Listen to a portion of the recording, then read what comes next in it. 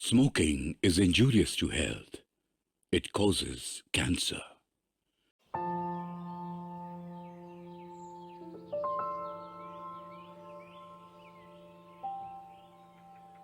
নমস্কার, আমি শ্রী। সেরা বাংলা গল্পের একটা নতুন পর্বে আপনাদের সকলকে স্বাগত জানাচ্ছি। আমাদের আজকের গল্প একটি রোম্যান্টিক থ্রিলার উপন্যাস, নীলাঞ্জন চট্টোপাধ্যায়ের চিতি সাপের বিষ। আশা করছি গল্পটা আপনাদের ভালো লাগবে, আর ভালো লাগলে অতি অবশ্যই সাবস্ক্রাইব করে দেবেন, আর কমেন্টস করে জানাতে ভুলবেন না। আসুন শুরু করি নীলাঞ্জন চট্টোপাধ্যায়ের চিতি সাপের বিষ।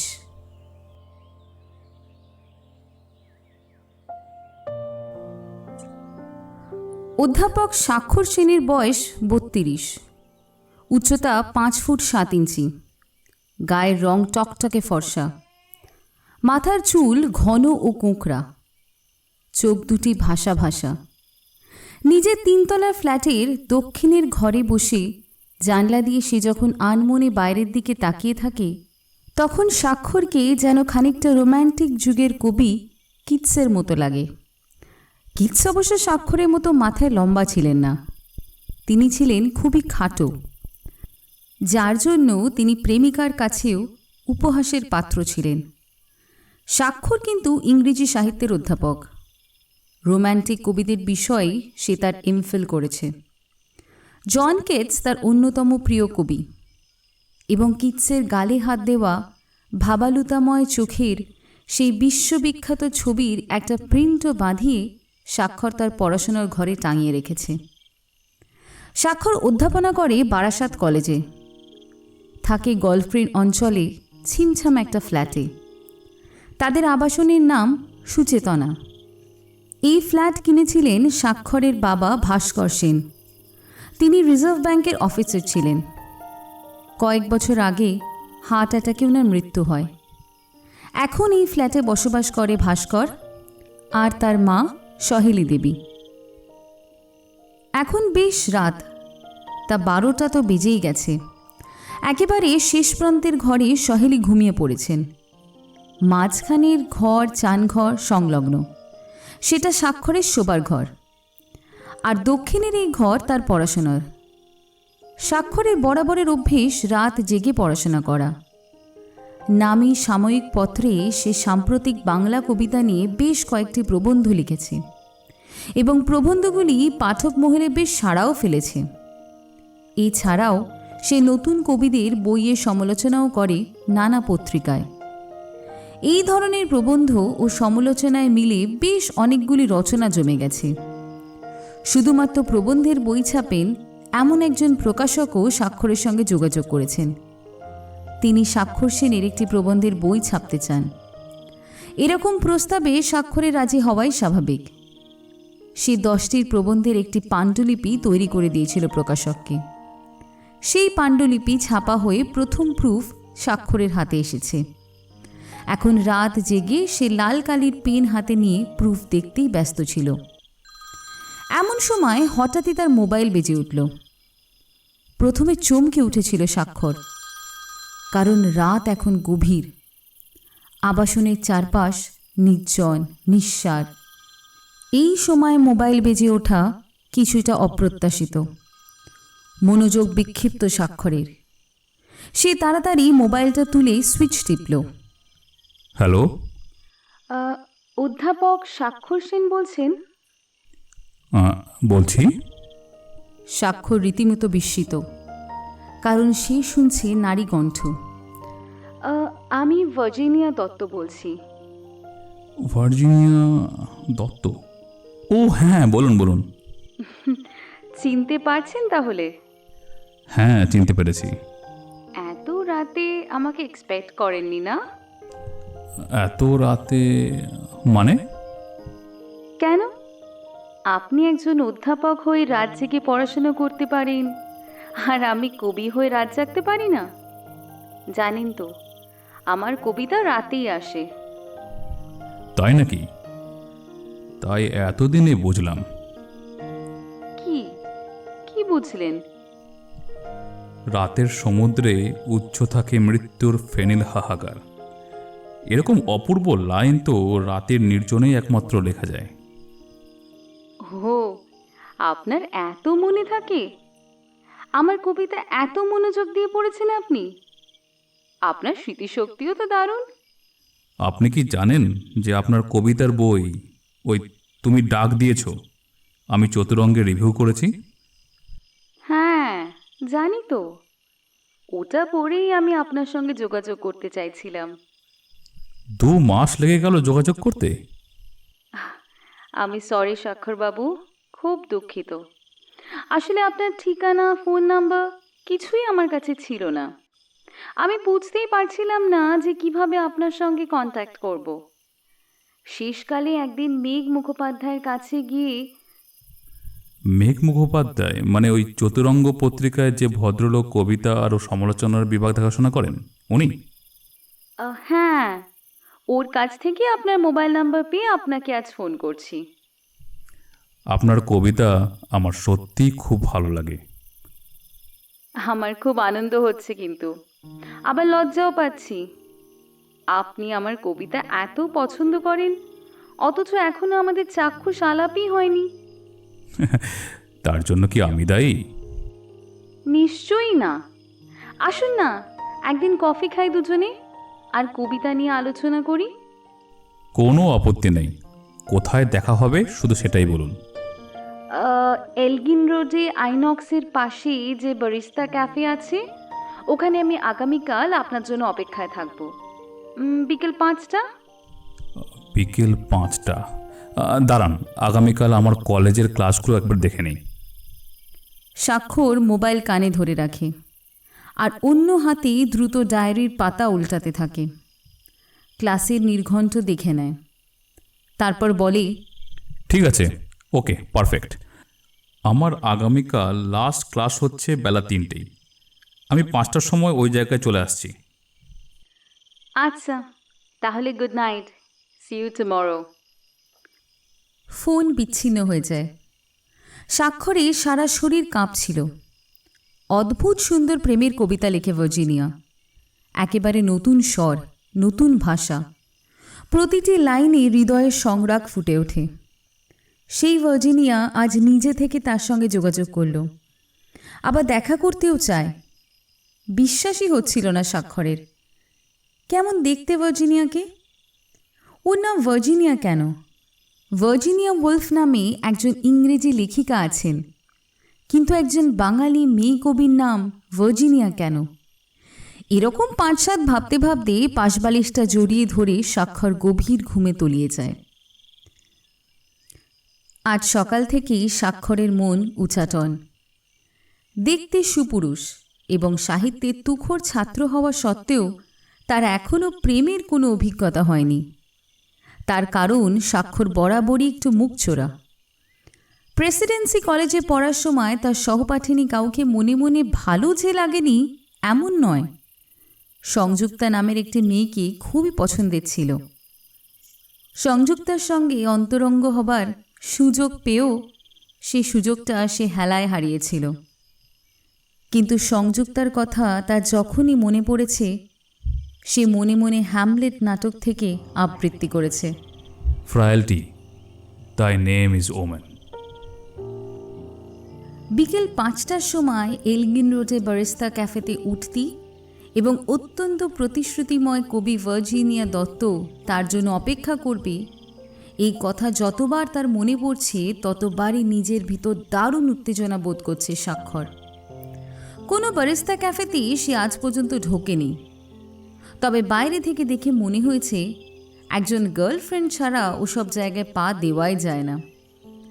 কলকাতার নানা অভিজাত এলাকায় এই বারিস্তা ক্যাফে প্রায় ব্যাঙে ছাতার মতো গজে উঠেছে। এলগিন রোডের ক্রসওয়ার্ড পুস্তক বিপণীতে স্বাক্ষর প্রায়ই যায়, কিন্তু ওখানে কোথায় ক্যাফে আছে তা অবশ্য লক্ষ্য করেনি। কিন্তু মেন প্রশ্নটা হচ্ছে, ভার্জিনিয়াকে সে চিনবে কিভাবে? আজ স্বাক্ষরের কলেজে মোট 4টে ক্লাস ছিল, কিন্তু যেহেতু সকাল থেকেই তার মন ছিল অস্থির, সে খুব মন দিয়ে যে ক্লাসগুলো নিতে পেরেছে তা নয়। গতানুগতিক এক অভ্যেস থেকে পড়িয়ে যাচ্ছিল বটে, কিন্তু সর্বক্ষণই মনে হচ্ছিল কখন বিকেল 5টা বাজবে, কখন তার দেখা হবে ভার্জিনিয়া দত্তের সঙ্গে। ভার্জিনিয়াকে কেমন দেখতে হবে? নিশ্চয়ই অত্যন্ত স্মার্ট আর সুন্দরী, হাঁটা চলায় বেপরোয়া একটা ভাব। কবিতাতেও তো অনেক বেপরোয়া লাইন লিখে থাকে সে লিখেছিল একটা কবিতায়। কলেজের লম্বা করিডোর দিয়ে হাঁটতে হাঁটতে স্বাক্ষরের মনে পড়ল, জামার দ্বিতীয় বোতাম খোলা, কে আছো পুরুষ, কাছে এসো, অপেক্ষায় আছে রসবতী ফল, যদি সাহসে কুলোয় দংশন করো। আইনক্স সিনেমার সামনে যখন নামল তখন তার কবজি ঘড়িতে 5টা বেজে 7।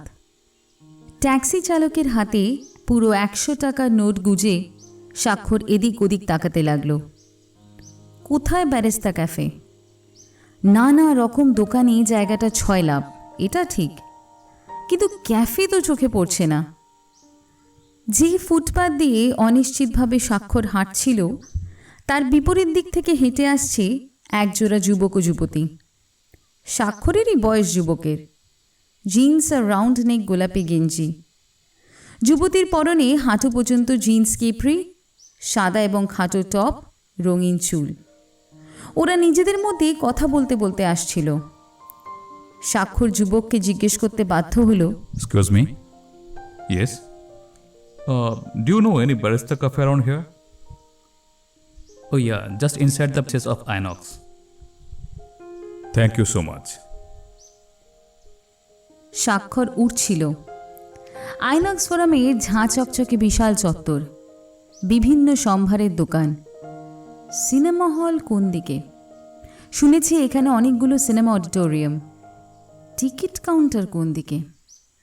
চাতাল পেরিয়ে ভেতর দিকে দ্রুত পায়ে হেঁটে যাচ্ছে স্বাক্ষর, যেন বিদেশের কোনো আন্ডারগ্রাউন্ডে ঢুকে পড়েছে। এত সাজানো গোছানো, যেদিকে তাকাও লাস্যময় নারীদের ছবি। সবাই যেন হাতছানি দিয়ে ডাকছে স্বাক্ষরকে। হাঁটতে হাঁটতে দেখতে পেল ওই তো ব্যারেস্তা ক্যাফে, আর তার সামনে ও কে দাঁড়িয়ে আছে?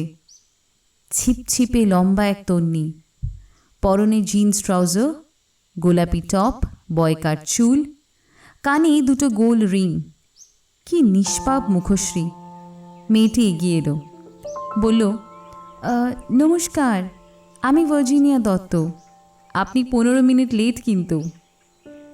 স্বাক্ষর লজ্জা পেয়ে বলল, সরি, আমি সত্যিই দুঃখিত। কাঁচের দরজা ঠেলে দুজনে ভিতরে ঢুকল। ভার্জিনিয়াকে যে দেখতে এত সুন্দরী তার স্বাক্ষর কল্পনা করেনি। মাথায় প্রায় তার সমান লম্বা, মসৃণ ত্বক, যেন সমুদ্রে ফেনা দিয়ে তৈরি। ঠোঁটে হালকা গোলাপি রঙের লিপস্টিক, গোলাপি টপের সঙ্গে মিল রেখেই যেন। আর বক্ষদেশ কি উন্নত ভার্জিনিয়ার। টপের এমনই লো কাট যে বুকের ধপধপে সাদা বিভাজন স্পষ্ট দৃশ্যমান। স্বাক্ষর সেদিকে সোজাসুজি তাকাতে লজ্জা পাচ্ছিল। May I help you sir? রূপসী রিসেপশনিস্টের ডাকে স্বাক্ষরের চমক ভাঙল। সে দেখল মেয়েটি তাদের একটি টেবিলের দিকে নির্দেশ করছে, যে টেবিলের দুদিকে মুখোমুখি দুটো চেয়ার। আসলে এই ক্যাফেতে খুব যে ভিড় আছে তা নয়। কয়েকটা টেবিল মাত্র জোড়ায় জোড়ায় ছেলে মেয়ে এবং যুবক যুবতী বসে আছে।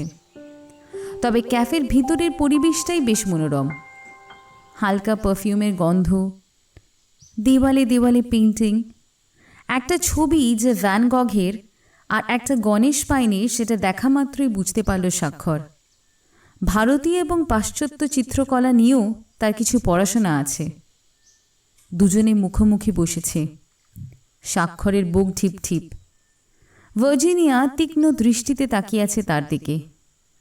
ভার্জিনিয়ারও চুল থেকে, শরীর থেকে একটা মিষ্টি গন্ধ ভেসে আসছে।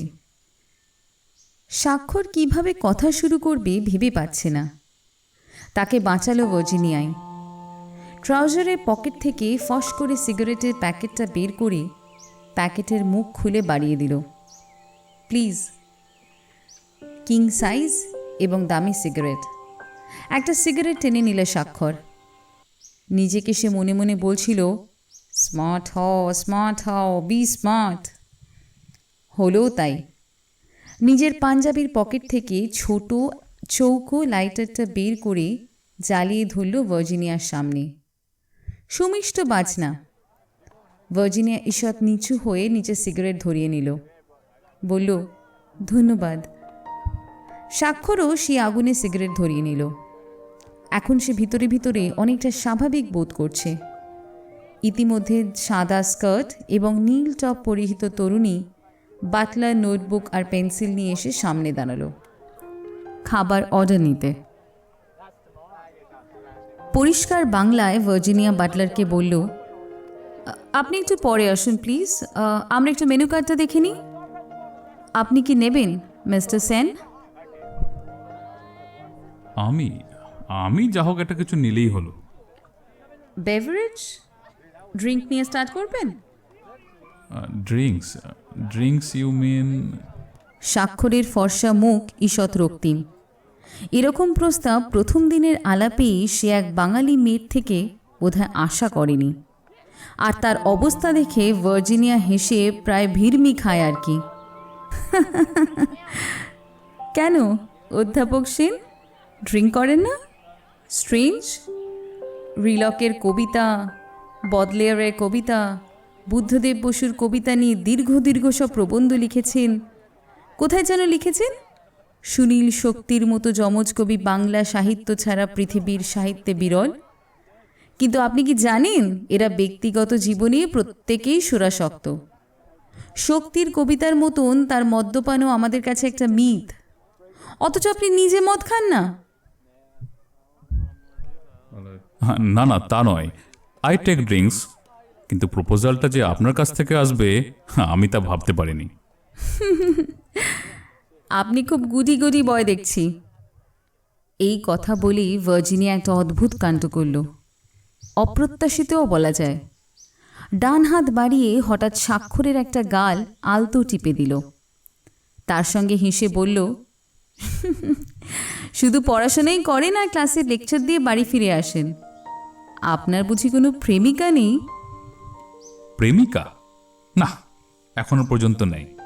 আহারে বেচারা, দুঃখী দুঃখী মুখের ভাব করল ভার্জিনিয়া। এবার স্বাক্ষরও আর বোকা বোকা মুখ করে বসে থাকতে পারল না, হেসে উঠল হোক হোক করে।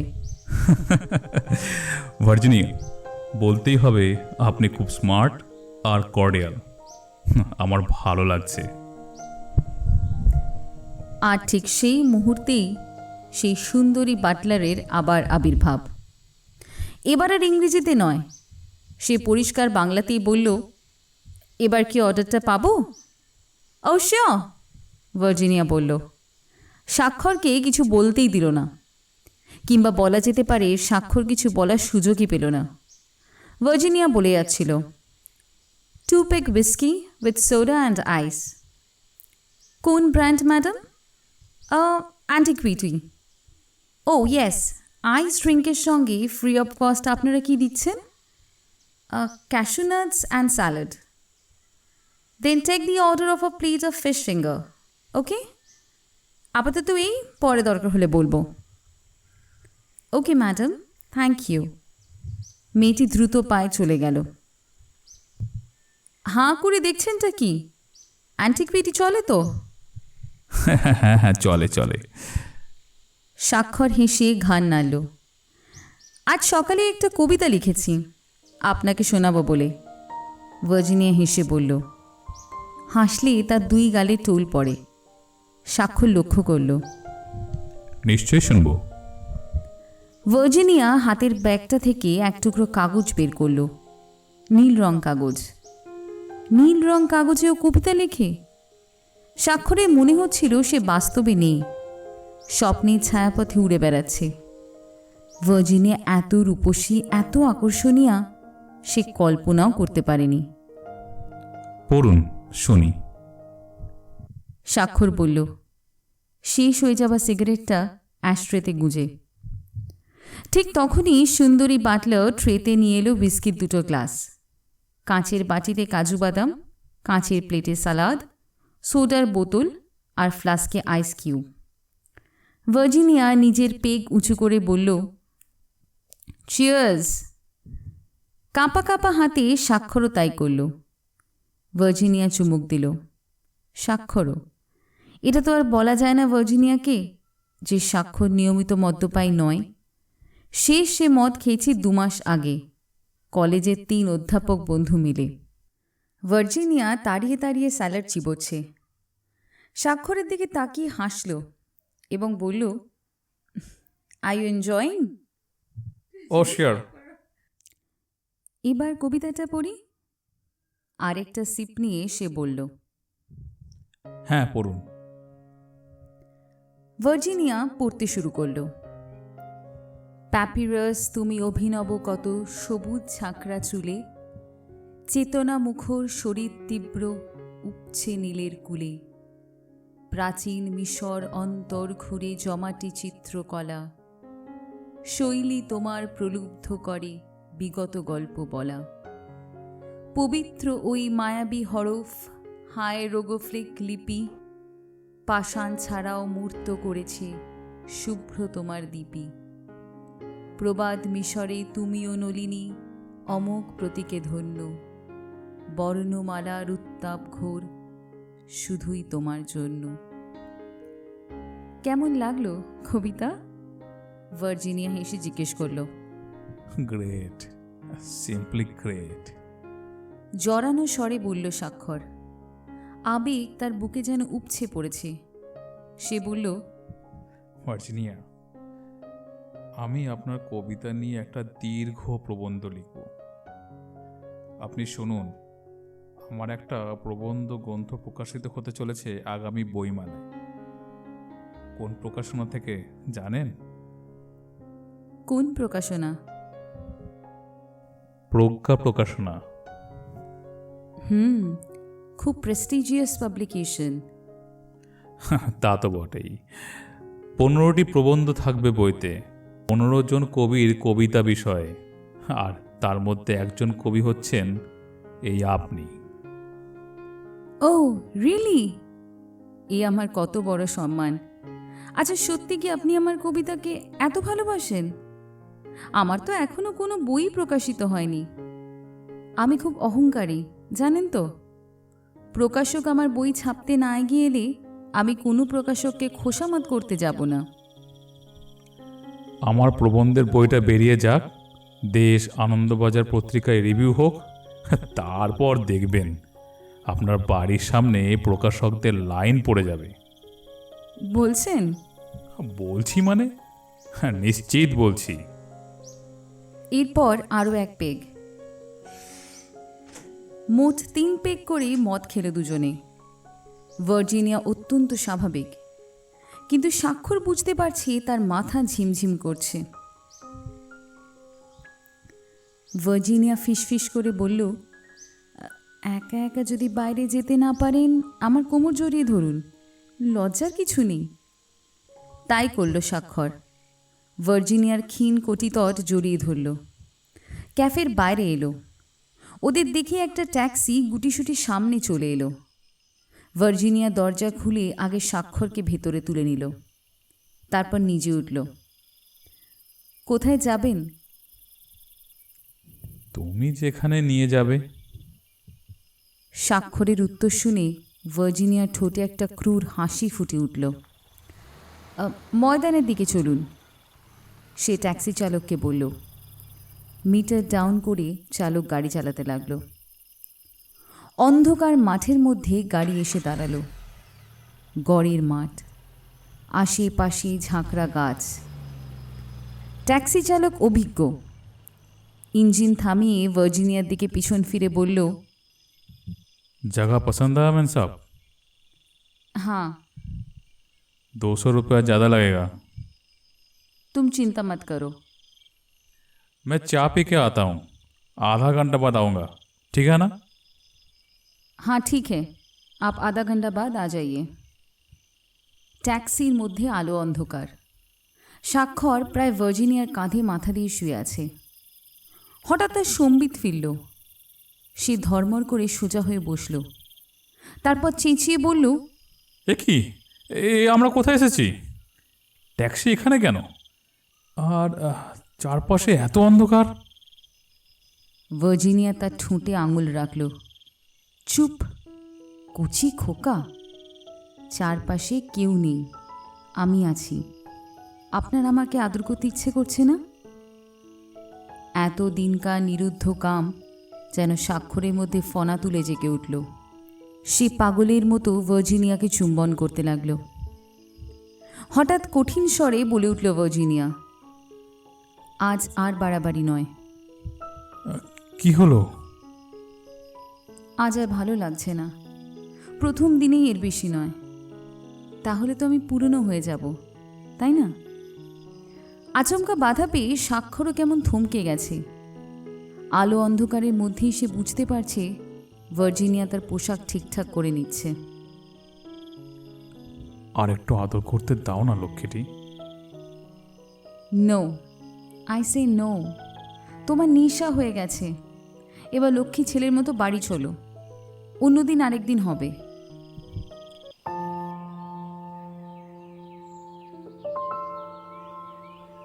সামনে যে বাড়িটা দেখতে পাচ্ছি সেটা উত্তর কলকাতার কোনো ঝাঁ চকচকে অভিজাত এলাকা নয়, বরং বেশ ঘিঞ্জি এলাকাই বলা যেতে পারে। বড় রাস্তা থেকে একটা সরু গলি দিয়ে ঢুকে কয়েকটা পুরনো বাড়ি। বাড়িটা দেখলেই বোঝা যায় অনেকদিন সংস্কার হয়নি এবং গৃহকর্তার অবস্থা ইদানিং খুব ভালো যাচ্ছে না। বাড়িতে 3টে ঘর। একেবারে ভিতরের ঘরে চওড়া খাটে মলিন বিছানা। সেই বিছানায় শুয়ে আছে হেমন্ত। বয়স 42-43 হবে, কিন্তু তাকে দেখলেই বোঝা যায় সে অতি মাত্রায় রোগাক্রান্ত। রোগ জীর্ণ শীর্ণ শরীরে সে প্রায় বিছানার সঙ্গে মিশে গেছে। আজ 1 বছর হলো কর্কট রোগে আক্রান্ত হেমন্ত। তার লিভার আক্রান্ত ওই মারাত্মক ব্যাধিতে। এক রাষ্ট্রায়ত্ত ব্যাংকে অফিসার ছিল হেমন্ত। ছিল কেন, এখনও আছে। এখনও তো সে চাকরি থেকে বরখাস্ত হয়নি, কিন্তু তার অফিস যাওয়া বন্ধ হয়ে গেছে। 6 মাস আগে যখন রোগ ধরা পড়ল, তখন কিছুদিনের মধ্যেই শুরু হলো কেমোথেরাপি। স্ত্রী উশ্রী দেখতে লাগল সুন্দর চেহারা সবল একজন পুরুষ কিভাবে ক্রমশ হারিয়ে ফেলছে তার কোঁকড়ানো চুল। তার উজ্জ্বল ফর্সা ত্বক কীরকম খসখসে হয়ে যাচ্ছে। গলার স্বর হয়ে আসছে ক্ষীণ। নিজের আত্মবিশ্বাসই হারিয়ে ফেলছে যেন হেমন্ত। কয়েকটা কোর্স কেমোথেরাপি নেবার পর চেহারার পরিবর্তন হলো বটে। বুড়োটে দেখতে হয়ে গেল হেমন্ত, কিন্তু সে যেন একটু ভালো বোধ করতে লাগলো। প্রায় 1 মাস মেডিকেল ছুটিতে থাকার পর ব্যাংকে আবার নিজের কাজে ফিরল হেমন্ত। উশ্রী সাময়িক হাঁফ ছেড়ে বাঁচল। ভীষণ ঈশ্বরভক্ত ছিল উশ্রী, ভীষণ। সামান্য গৃহবধূ সে। কোনো রকমে স্কুল ফাইনালের গণ্ডিটা পেরিয়েছিল। বাবা মায়ের একমাত্র সন্তান। বাবা সামান্য সরকারি চাকুরে। ওদের থাকবার বলতে ছিল হালি শহরে একটা নিজস্ব বাড়ি। উচ্চ পদস্থ ব্যাংককর্মী হেমন্তর সঙ্গে নিম্ন মধ্যবিত্ত পরিবারের মেয়ে উশ্রীর বিয়ে হবার কথাই নয়। শুধু বোধহয় একটাই কারণ, সেটা হলো উশ্রীর রূপ। মাথায় বেশ লম্বা উশ্রী, কাঁচা সোনার মতো গায়ের রং, আজানুলম্বিত ঘন কেশধাম, মুখশ্রী সুন্দর। উশ্রীর দিকে একবার তাকালে যে কোনো পুরুষ চোখ ফেরাতে পারবে না। হেমন্তর সঙ্গে বিয়ে হবার একমাত্র কারণ নিশ্চিতভাবেই উশ্রীর রূপ। উশ্রীর বাবা মেয়ের বিয়ের জন্য সংবাদপত্রে পাত্র চাই কলামে বিজ্ঞাপন দিয়েছিলেন। সেই বিজ্ঞাপন মারফত যোগাযোগ হয়েছিল হেমন্তর সঙ্গে। নিজের বিয়ের ব্যাপারে সিদ্ধান্তটা হেমন্তই নিয়েছিল, যদিও উশ্রীকে দেখতে এসেছিল হেমন্ত নিজে, তার দাদা আর বৌদি। দেখে যাবার 1 সপ্তাহ বাদেই হেমন্ত উশ্রীর বাবাকে অফিসে ফোন করে জানিয়েছিল যে উশ্রীকে তার পছন্দ হয়েছে, সে বিয়ে করতে চায়। কোনো পণ নেয়নি হেমন্ত। বিশ্ববিদ্যালয় থেকে পাশ করা 6 মাসের মধ্যে সে ব্যাংকে চাকরিটা পেয়ে গেছিল। একটা 2 ঘরের ছিমছাম ফ্ল্যাট ভাড়া করে কুদঘাটার দিকে থাকত। উশ্রী বিয়ের পর সেখানেই সংসার শুরু করে। সামান্য খাট, বিছানা, দান সামগ্রী, কিছু সোনার গয়না উশ্রীর বাবা মা মেয়েকে দিয়েছিলেন। সংসারের জন্য আর যা কিছু প্রয়োজন সবই হেমন্তের ফ্ল্যাটে ছিল। Fridge, TV, washing machine, vacuum cleaner. এরকম একটা বিত্তবান সংসারে যে তার ঠাঁই হবে এটা স্বপ্নেও কোনোদিন ভাবেনি উশ্রী। খুবই সুখ ছিল তাদের, সংসারে প্রাচুর্যও ছিল, আরও ছিল তাদের দুজনের মধ্যে নিখাদ ভালোবাসা। কিন্তু তবুও কোথাও যেন একটা অসুখও ছিল। 2 বছর বিয়ে হয়ে যাবার পরও কোনো সন্তান এলো না ওদের সংসারে। দোষটা যে কার কিছুই বুঝতে পারে না উশ্রী। হেমন্ত যেন ব্যাপারটা সম্বন্ধে একটু উদাসীন। উশ্রী তার সঙ্গে বিষয়টা নিয়ে কথা বলতে অস্বস্তি বোধ করে। শুধু ঈশ্বরের কাছে দুবেলা প্রার্থনা করে, ঠাকুর আমার কোলে একটা সন্তান দাও, ছেলে কিংবা মেয়ে যাই হোক, আমি আর পারছি না একা থাকতে, আমার জীবন হাঁপিয়ে উঠছে। কিন্তু উশ্রীর ঠাকুর কোথায় আর তার কথা শোনেন? উশ্রীর গর্ভধারণের কোনো চিহ্নই নেই। এর মধ্যে একদিন রবিবার আরামবাগে দাদার কাছে যায় হেমন্ত। ও গম্ভীর মুখে ফিরে আসে। হেমন্তর মুখের ভাব দেখেই উশ্রী বুঝেছিল যে দাদার সঙ্গে কোনো ব্যাপারে নিশ্চয়ই মতান্তর হয়েছে হেমন্তর। কিন্তু সেটা কি হতে পারে? খাবার টেবিলে প্রসঙ্গটা তুলেছিল উশ্রী। দাদার কাছে গেলে ওরা সব কেমন আছে গো? ভালোই আছে। হেমন্তের দায়সারা উত্তর। তোমাকে আজ এত গম্ভীর লাগছে কেন? আর বলো না, এতদিন শুধু দাদার ভালো রূপটাই দেখেছি, আজ দাদার খারাপ রূপটাও দেখলাম। মানে? তোমাকে বলা হয়নি উশ্রী, আমি একটা বাড়ি কিনবো ঠিক করেছি। ভাড়া বাড়িতে আর কতদিন ভালো লাগে। বাড়ি কিনবে? কোথায় গো? ওই বাগবাজারের দিকে। ফ্ল্যাট নয়, একটা বাড়ি, একতলা, 3টে ঘর। আমাদের ব্যাংকের এক ক্লায়েন্ট বিক্রি করবে। 12 লাখ টাকা বলছিল। অনেক বয়ে করে 10 লাখ টাকায় রাজি করিয়েছি। ও, তাই এতে দাদার ভূমিকা কি আছে? তুমি হয়তো জানো না শ্রী, আরামবাগের যে গ্রামে আমাদের বাড়ি, সেখানে আমাদের সম্পত্তি প্রচুর, প্রায় 20 বিঘা ধান জমি। এছাড়া একটা বড় পুকুর আছে, তাতে সারা বছর মাছ চাষ করা হয়। যা ধান হয়, পুকুরের যা মাছ হয়, আর যা নারকলের ফলন হয়, তা দিয়ে দাদার পরিবারে একা খেয়ে ফুরোতে পারবে না। কি বলো তুমি?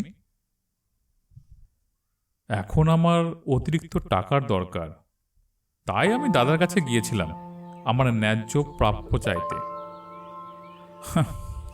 কিন্তু যা ব্যবহার পেলাম তার বলার নয়। শেষ পর্যন্ত বাগবাজার এলাকার ওই বাড়িটা হেমন্ত কিনেছিল। নিজের জমানো 6 লাখ আর ব্যাংক লোন 4 লাখ। এছাড়াও ছোটোখাটো কিছু খরচ, যেমন রেজিস্ট্রেশন খরচ ইত্যাদি ছিল, সেগুলো সামলেছিল হেমন্ত। ছিমছাম একতলা বাড়িটাতে দুজনের সংসার পেতেছিল। উশ্রীর নিপুণ হাতে সাজানো সংসার। সুখ ছিল, স্বচ্ছলতা ছিল সেই সংসারে। শুধু একটাই অভাব ছিল, বছর 3 বিয়ে হওয়া সত্ত্বেও উশ্রী মা হতে পারল না। একজন কবির নাম উশ্রী প্রায় হেমন্তের মুখে শুনত। তার নাম হলো ভার্জিনিয়া দত্ত। বিচিত্র নাম। কোনো বাঙালি মেয়ের নাম আবার ভার্জিনিয়া হয় নাকি? তার কবিতার প্রেমে হেমন্ত যেন পাগল। প্রায় বলতো উশ্রীকে, ওহ, মেয়েটা কবিতা লেখে কি অপূর্ব! অনেকদিন পর কোনো মেয়েকে আমি এত ভালো কবিতা লিখতে দেখছি। মনে মনে উশ্রী খুব হিংসে করত ওই মহিলা কবিকে। কে এই ভার্জিনিয়া দত্ত, যে তার স্বামীর মনোযোগ এইভাবে আকর্ষণ করছে? মাঝে মাঝে মনে হতো পত্রিকাগুলো আগুনে পুড়িয়ে দেয়। রাত জেগে হেমন্ত পত্রিকা থেকে খুঁজে খুঁজে ভার্জিনিয়ার কবিতা পড়ত, আর নিজের মনেই বলে উঠত, চমৎকার, চমৎকার। হঠাৎই হেমন্ত আর উশ্রীর ভাগ্যের চাকা যেন অন্যদিকে ঘুরে গেল। সেদিন বাড়ি থেকে খাওয়া দাওয়া করে অফিসে গিয়ে কাজ করছিল হেমন্ত। টিফিন পিরিয়ডে টিফিন করতে বসল। উশ্রী সেদিন টিফিনটা একটু গুড়পাকি দিয়েছিল, পরোটা আর চিকেনের তরকারি। সেসব খাবার পর সে আবার কাজে মন দিয়েছে। হঠাৎ পেটে অনুভব করল বিষম যন্ত্রণা। পেটের ভেতরটা যেন কি ছুরি দিয়ে ফালা করে কাটছে। সেই যন্ত্রণা সহ্য করতে পারল না হেমন্ত, সংজ্ঞা হারালো। চেয়ারে তাকে এলিয়ে পড়ে থাকতে দেখে সহকর্মীরা হৈ হৈ করে ছুটে এলো। অফিস থেকে সংজ্ঞাহীন হেমন্তকে নিয়ে যাওয়া হলো এক নামী প্রাইভেট হসপিটালে। ব্যাংক ম্যানেজার যথেষ্ট দায়িত্ববান। বাড়িতে উশ্রীর জন্য গাড়ি পাঠালেন। উশ্রী আলুথালু অবস্থায় হন্তদন্ত হয়ে হাসপাতালে এলো। হেমন্তকে আইসিইউতে পর্যবেক্ষণে রাখা হয়েছিল। উশ্রীকে 5 মিনিটের জন্য দেখা করতে দেওয়া হলো স্বামীর সঙ্গে। হেমন্ত তখন জ্ঞান ফিরেছে, কিন্তু মুখ কিরকম ফ্যাকাশে মনে হলো উশ্রীর। হেমন্ত বিছানায় শুয়ে স্ত্রীর দিকে তাকিয়ে ম্লান হাসল। উশ্রী আকুলভাবে জিজ্ঞেস করল, কি হয়েছে গো তোমার? এখনো কি কষ্ট হচ্ছে? হেমন্ত মিনমিনে স্বরে বলল, খুব পেটে ব্যথা করছিল, এখন আর করছে না। ওরা পেন কিলার দিয়েছে। বলছে আজকের রাতটা আমাকে বোধহয় এখানেই থাকতে হবে। কাল সকালে স্টমাকের একটা কি পরীক্ষা করবে ওরা। তুমি একা বাড়িতে থাকতে পারবে তো? ভয় করবে না? না না, আমি বাড়ি যাব না। আমি আজ এই হাসপাতালেই রাত কাটাবো। আমার কিরকম। হেমন্তর উশ্রীর হাত চেপে ধরে বলেছিল, আচ্ছা উশ্রী, আমি ভালো হয়ে যাব তো? নিশ্চয়ই ভালো হয়ে যাবে। আমি আজ সারা রাত ঠাকুরকে ডাকব। কিন্তু উশ্রীর ঠাকুর তার প্রার্থনা আর তেমন শুনলেন কোথায়। ডাক্তারি পরীক্ষায় ধরা পড়ল হেমন্ত লিভারের টিউমার। সেটা ম্যালিগন্যান্ট কিনা সে ব্যাপারে নিশ্চিত হতে বায়োপসি। টিউমারটা ম্যালিগন্যান্টই। আর সেটা জানার পর থেকেই হেমন্তর আত্মবিশ্বাস যেন হুড়মুড় করে ভেঙে পড়ল। যেন দ্রুত অবনতি হতে লাগলো তার স্বাস্থ্যের। অফিস যাওয়া বন্ধ, ছুটি নিতে হলো। শুরু হলো কেমোথেরাপি। নতুন করে আবার কয়েকটা টেস্ট হয়েছে হেমন্তর। আবার ডাক্তারের সঙ্গে কথা বলতে গেল উশ্রী। ডাক্তার উশ্রীকে যা শোনালেন তাতে তার মাথায় আকাশ ভেঙে পড়ল। ডাক্তার যা ভয় করেছিলেন তাই। হেমন্তের ক্যান্সার ব্যাধি শুধুমাত্র তার যকৃতে সীমাবদ্ধ নেই, আর ক্রমশ তা ছড়িয়ে পড়েছে অন্ত্রের আশেপাশে। হয়তো কিডনি দুটোকে আক্রমণ করবে খুব তাড়াতাড়ি। তাহলে এখন উপায় ডক্টর? উপায়? অভিজ্ঞ ডাক্তার তার চিবুকের ফরাসি ছাদ দাড়িতে হাত বুলোচ্ছিলেন। হেমন্তকে বাঁচিয়ে রাখতেই হবে ডাক্তার। আমি খুব অসহায় হয়ে পড়ব। আমার কথাটা একবার ভাবুন। সেটা ভাবছি উশ্রী দেবী, আর ভাবিও। সত্যি এরকম দুর্ভাগ্য কারোর হয় না। যা শুনেছি আপনার মুখে, কত সুখের সংসার ছিল আপনাদের। আচ্ছা উশ্রী দেবী, একটা কথা আপনাকে জিজ্ঞেস করব? হ্যাঁ করুন। আপনার অর্থনৈতিক অবস্থা এখন কেমন? ভালো না। একটা পুরনো বাড়ি কিনে সেটাকে নতুন করে সংস্কার করতে আমার স্বামী নিজের জমানো টাকা প্রায় সবই খরচ করে ফেলেছিলেন। তার উপর ব্যাংক থেকেও লোন নিয়েছিলেন। সেই লোন প্রতি মাসের মাইনে থেকে কাটছে। গতকাল ওদের ব্যাংক থেকেও আমাকে ডেকে পাঠিয়েছিল। ম্যানেজার বললেন ওর মেডিকেল লিভ প্রায় শেষ, এরপর উইদাউট পে হয়ে যেতে হবে। আমি কিভাবে ওর চিকিৎসা চালাবো কিচ্ছু বুঝতে পারছি না। কিন্তু উশ্রী দেবী, হেমন্ত বাবুকে যদি আরও বাঁচিয়ে রাখতে হয় তাহলে কলকাতায় এই চিকিৎসা সম্ভব নয়। ওকে মুম্বইয়ের ব্রিজ ক্যান্ডি হসপিটালে নিয়ে যেতে হবে। Bridge candy hospital? সেখানে তো শুনেছি চিকিৎসার অনেক খরচ। কিন্তু ওখানকার চিকিৎসা বিদেশের মতো। ওখানে ঠিক মতন ট্রিটমেন্ট পেলে হেমন্তবাবু হয়তো আরও কয়েক বছর বেঁচে যেতে পারেন। কিন্তু ডাক্তারবাবু, সে তো অনেক খরচের ব্যাপার। হ্যাঁ, হাতে প্রায় 10 লাখ টাকা নিয়ে আপনাকে এগোতে হবে। 10 লাখ? উশ্রী আঁতকে উঠেছিল। অত টাকা কোথায় পাবো?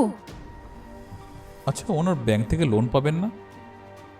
একটা লোন এখনো শোধ হয়নি, আবার কি অত টাকা লোন দেবে? তা বটে, দেখুন কি করবেন।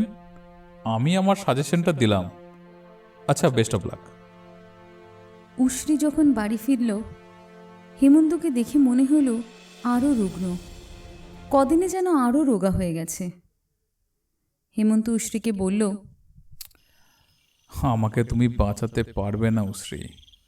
মৃত্যু এসে আজকাল আমার শিয়রে বসে থাকে, অপেক্ষা করে। আমি সেটা বুঝতে পারি। আমি সর্বশক্তি দিয়ে সে মৃত্যুকে বাধা দেব। সে এত তাড়াতাড়ি তোমাকে আমার কাছ থেকে কেড়ে নিতে পারবে না। হেমন্ত ম্লান হাসল, তারপর বলল, আচ্ছা, ওই বইয়ের র্যাক থেকে একটা পত্রিকা দাও তো আমাকে। আমি একটা কবিতা পড়ব। পড়তে পড়তে হয়তো ঘুম এসে যাবে।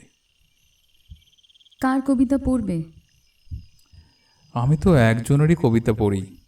একজনের কবিতা পড়লে আমি রোগের যন্ত্রণাও ভুলে যাই। তোমার সেই ভার্জিনিয়া দত্ত? হ্যাঁ, ভার্জিনিয়া দত্ত। উশ্রী একটা পত্রিকা হেমন্তের হাতে দেয়। হেমন্ত পড়তে শুরু করে। যখন মন খারাপ আর দুশ্চিন্তার মধ্যে দিয়ে কাটছে দিনগুলো, কিভাবে হেমন্তকে বাঁচিয়ে রাখা যায় এই ভাবনাতেই উশ্রীর মন উথাল পাথাল। তখন একদিন সকালে খবরের কাগজে ভাঁজে এক ফালি ছাপানো বিজ্ঞাপন দেখে উশ্রী বেশ কৌতূহলী হয়ে উঠল। একখণ্ড পাতলা হলুদ কাগজে এই ধরনের আবেদন: আপনি কি গৃহবধূ? কিছু উপায় করতে চান? আপনার মনের মতো কাজ খুঁজে নিতে ও কাজের বিনিময়ে আয় করতে ইচ্ছুক থাকলে যোগাযোগ করুন। এরপর কাগজটিতে কোনো ঠিকানা দেওয়া নেই, শুধু দুটো মোবাইল নাম্বার দেওয়া আছে। উশ্রী কাগজটা বারবার পড়ছিল। তার মনে একটা ক্ষীণ আশা জেগে উঠল। কি ধরনের চাকরি হতে পারে? তার কোনো ইঙ্গিত কিংবা বিবরণ দেওয়া নেই, কিন্তু এটা বোঝা যাচ্ছে যে ভদ্র গৃহবধূদের কথা ভেবেই আহ্বান জানানো হয়েছে বিজ্ঞাপনের মাধ্যমে। এখন হেমন্তের ব্যাংকের পাসবুক তো উশ্রীর কাছেই থাকে। আজ সকালেই তাতে সঞ্চিত টাকার পরিমাণ দেখে সে চমকে উঠেছে। 20,000! কতদিন চলবে এই টাকায়? তারপর কি হবে? ম্যানেজারের হুমকির কথা মনে পড়ল। হেমন্তবাবুকে চাকরিতে থাকতে হলে লিভ উইদাউট পে যেতে হবে, আর না হলে একটাই রাস্তা পড়ে আছে, স্বেচ্ছা অবসর। সকালের সে কাগজের বিজ্ঞাপনের কথাটা উশ্রী মনে পড়ল। কাগজটা নিয়ে উশ্রী চলে এসেছিল ছাদে। তীব্র রোদ, একদিকে দেওয়ালের ছায়া। সেই ছায়ায় সে 2 নম্বরের প্রথমটিতে ফোন করল নিজের মোবাইল থেকে। ও প্রান্তে স্পষ্ট ডায়াল টোন, কিন্তু কেউ ধরছে না। বেজে বেজে থেমে গেল। উশ্রী ফোনের পর্দায় উঠল নো আনসার। তাহলে কি দ্বিতীয় নাম্বারে করবে? হ্যাঁ, তাই করতে হবে। কেমন যেন জেদ চেপে গেছে উশ্রীর। পুরো বিজ্ঞাপনটাই কি ধোঁকা নাকি? এবার দ্বিতীয় নম্বরে ডায়াল করল। ও প্রান্তে ফোন বাজছে। কি একটা ইংরেজি গান হয়ে যাচ্ছে। হঠাৎ গান থেমে গেল। মেয়েলি স্বরে জিজ্ঞাসা, হ্যালো, আপনি কে বলছেন? উশ্রী জিজ্ঞেস করল, আপনি কে বলছেন? আপনারা আসলে একটা বিজ্ঞাপন দিয়েছেন, নিউজ পেপারের সঙ্গে বাড়িতে এসেছে, সেই ব্যাপারেই। ও, ধরুন। রুক্ষ স্বর ও প্রান্তের মহিলার। হঠাৎ ভারী পুরুষ কণ্ঠ, হ্যালো, কে বলছেন? আমার নাম উশ্রী সরকার। আপনারা একটা বিজ্ঞাপন। আপনি কাজ করতে ইচ্ছুক? হ্যাঁ, কিন্তু কি ধরনের কাজ, অফিস কোথায়? সব জানতে পারবেন। আপনি যদি আমাদের অফিসে চলে আসেন তাহলে সব আপনাকে গুছিয়ে বলবো। আপনাদের অফিসটা কোথায়? প্যারাডাইস সিনেমা চেনেন? প্যারাডাইস, ধর্মতলার মোড়ে? এক্স্যাক্টলি। আপনি ওই সিনেমার সামনে ঠিক বেলা 2টোর সময় দাঁড়ান। এই নম্বরে একটা কল করবেন, আমিই ধরবো। আমি ওই অফিসের এমডি। ও আচ্ছা, নমস্কার। উশ্রী ছাদে দাঁড়িয়ে ভাবছিল অনেকক্ষণ। কীরকম যেন অদ্ভুত লাগলো ব্যাপারটা। যাবে কি সে? হ্যাঁ, যাবে। যদি একটা চাকরি পাওয়া যায়, অন্তত 5,000 টাকার মাইনের চাকরি, তাই বা খারাপ কি? পায়ের তলা এক ফালি মাটি। টালিগঞ্জ স্টেশন থেকে মেট্রো ট্রেনে উঠেছিল শ্রী। গন্তব্য ধর্মতলা। সেখানে পৌঁছে স্টেশনে যে গেট দিয়ে বের হলো সেটা প্যারাডাইস সিনেমার সম্পূর্ণ বিপরীত দিক। ফলে আবার রাস্তা পার হতে হবে উশ্রীকে। মেট্রো সিনেমার ফুটপাতে সে এখন দাঁড়িয়ে আছে। উশ্রীর মনে পড়ে গেল এইখানে এসেই দ্বিতীয় মোবাইল নাম্বারে ফোন করতে হবে সেই লোকটিকে। কাঁধে ভ্যানিটি ব্যাগ থেকে বিজ্ঞাপনের কাগজটা বের করল। তারপর তার মোবাইল ফোন থেকে ডায়াল করলো সেই নাম্বারে। প্রায় সঙ্গে সঙ্গেই উত্তর। হ্যালো, আমি প্যারাডাইস সিনেমার সামনে দাঁড়িয়ে আছি। শাড়ি না সালোয়ার কামিজ? শাড়ি। কী রং? মেরুন। দাঁড়িয়ে থাকুন, আমাদের লোক যাচ্ছে। উশ্রীর বুকটা অকারণে ধক করে উঠল। সমস্ত ব্যাপারটার মধ্যেই যেন কীরকম একটা রহস্যময়তা আছে, কীরকম একটা লুকোচুরি ব্যাপার। ঠিক 5 মিনিটের মাথায় একজন রোগা লোক, মাঝবয়সী, মুখে বসন্তের দাগ, পরনে মলিন পাজামা পাঞ্জাবি, এসে বলল, আমার সঙ্গে আসুন। লোকটা হনহনিয়ে হেঁটে যাচ্ছে। উশ্রী তাকে অনুসরণ করতে বাধ্য হলো। সিনেমার পেছনে যে এত সরু সরু গলি আছে তা কিভাবে জানবে উশ্রী? তার মনে হচ্ছিল সে একটা গোলক ধাঁধার মধ্যে ঢুকে যাচ্ছে। আবার চিনে চিনে ঠিক বেরিয়ে আসতে পারবে তো? এইখানে কোনো একটা অফিসে তাকে চাকরি করতে আসতে হবে। কীরকম অফিস সেটা? চাকরিটাই বা কী ধরনের? একটা সরু গলির মধ্যে অনেকটা ঢুকে একটা বাড়ির দরজার সামনে সেই রোগা লোকটা দাঁড়িয়ে আছে। তার মানে ওই বাড়িটাতেই অফিসটা হবে। গলির দুধারে ছোট ছোট ঘর, আর প্রতি ঘরই মনে হলো এক একটা ব্যবসার জায়গা। কোথায় পাঁপড় তৈরি হয় বোধহয়। ঘর ময় পাঁপড় শুকোতে দেওয়া হয়েছে। একটা ঘরে 2জন লোক বসে আছে ডাই করা রবারের চটি নিয়ে, আর একটা ঘরে প্রচুর প্লাস্টিকের খেলনা। 2জন হিন্দুস্তানি মহিলা সেই ঘরে। তাদের সাজ পোশাক দেখে সেরকমই মনে হলো উশ্রীর। মহিলা 2জন বরং উশ্রীকে ওরকম জায়গায় দেখে একটু অবাকই হলো। লোকটা যে বাড়ির সামনে গিয়ে দাঁড়িয়ে আছে, উশ্রী সেখানে পৌঁছল। লোকটাকে জিজ্ঞেস করল, এই বাড়ির মধ্যে বুঝি অফিসটা? লোকটার কি জিভ কাটা! সে মুখে কোনো কথাই বলল না, শুধু বাড়িটার মধ্যে ঢুকে পড়ল। বাইরে থেকে দেখে বোঝা যায় না যে বাড়িটা বেশ বড়, তবে পুরনো, একটা ঘুপছি ভাব।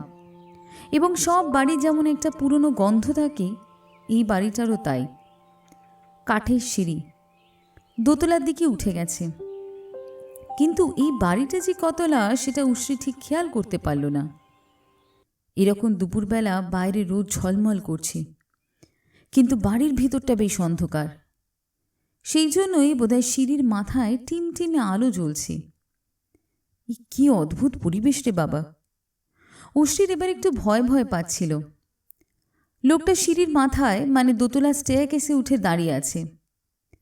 উশ্রীকে কি যেন ভেতর থেকে বলল, যেও না, যেও না, ফিরে যাও। তারপরই উশ্রী মনে হলো, ফিরে যাবে? এই দিন দুপুরবেলা কলকাতা শহরে কি আর বিপদ হতে পারে? এতটা যখন এসেছে সে শেষ দেখে ছাড়বে। সে কাঠের সিঁড়ি দিয়ে উঠতে লাগলো। ঠক ঠক ঠক ঠক নিজের পায়ের হাই হিলে জুতোর আওয়াজ উঠছে। আওয়াজটা নিজের কানেই কীরকম বিসদৃশ শোনাচ্ছে। লোকটা যেখানে দাঁড়িয়ে আছে সেখানে পৌঁছে উশ্রী বেশ ঝাঁজের সঙ্গে বলল, আপনি কি বোবা নাকি? এবার কোথায় যেতে হবে? লোকটা এবারও কোনো কথা না বলেই আঙুল দিয়ে একটা দরজা দেখালো। উশ্রী দেখল সামনেই ফুলছাপ পর্দা, তা দিয়ে ঢাকা একটা দরজা। দরজা বন্ধ। উশ্রী জিজ্ঞেস করল, এটাই কি অফিস? এখানে আমাকে যেতে হবে?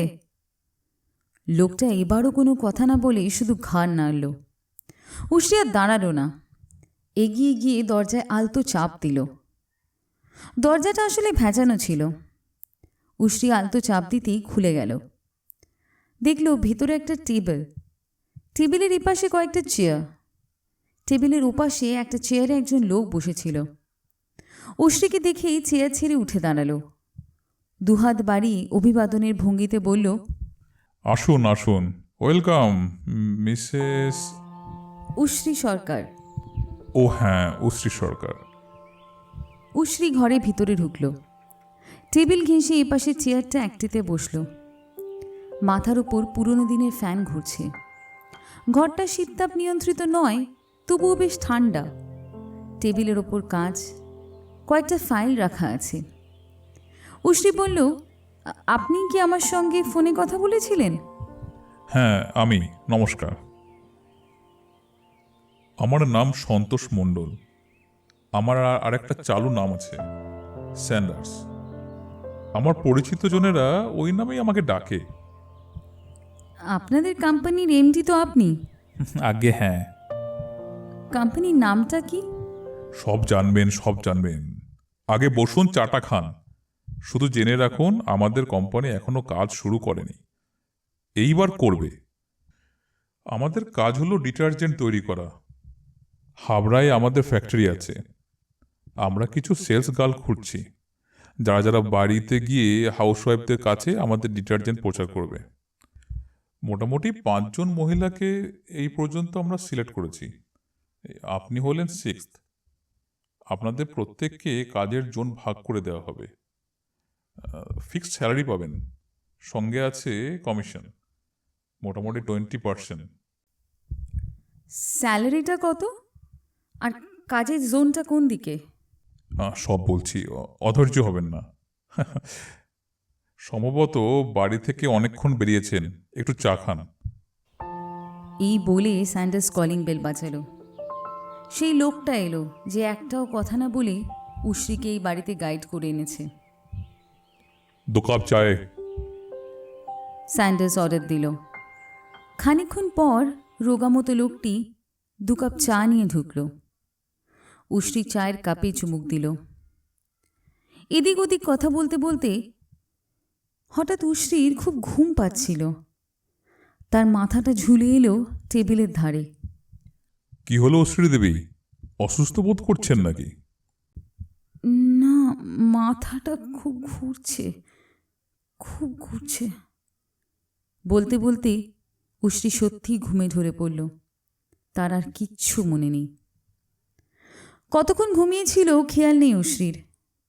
যখন ঘুম ভাঙল, সে দেখল একটা ঘরের সিঙ্গল খাটের বিছানায় শুয়ে আছে। মাথার নিচে পাতলা বালিশ, একটা তেল ছিটছিটে গন্ধ বালিশে। ঘরে একটা টিউবলাইট জ্বলছে। সিলিংয়ের অনেক উপরে একটা ফ্যান খুব ধীরে শব্দ করে ঘুরছে। মাথাটা যদিও খুব ভারী লাগছে, তবুও সেটাকে গ্রাহ্য না করে উশ্রী ধর্মর করে উঠে বসতে গেল। আর সঙ্গে সঙ্গে অনুভব করল তার চরম সর্বনাশ হয়ে গেছে। সে ফুঁপিয়ে কেঁদে উঠল। আর ঠিক সেই মুহূর্তে দরজা ঠেলে ঘরে ঢুকল স্যান্ডার্স। তাকে দেখে উশ্রীর সমস্ত শরীর জ্বলে উঠল। বাঘিনীর মতো প্রবল হিংসায় স্যান্ডার্সের দিকে ছুটে গেল। 2 হাত দিয়ে ওর টুঁটি চিপে ধরতে গেল। কিন্তু স্যান্ডার্সের শরীরে কি অমানসিক শক্তি! সে ডান হাতে খপ করে উশ্রীর 2 হাত এত ঝোরে চেপে ধরল যে তার মনে হলো হাত দুটো বোধহয় ভেঙে যাবে। যন্ত্রণায় উশ্রী বলে উঠল, উফ! স্যান্ডার্স ধীরে সুস্থে একটা সিগারেট ধরালো। ঘন ঘন কয়েকটা টান দিল। তারপর বলল, জাল পেতে রেখেছিলাম শ্রীদেবী, শিকার ঠিক ধরা দিচ্ছিল না।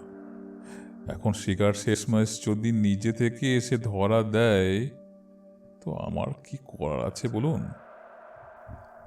আমি পুলিশের কাছে যাব। আমার সর্বনাশ করে আপনি পার পাবেন ভেবেছেন?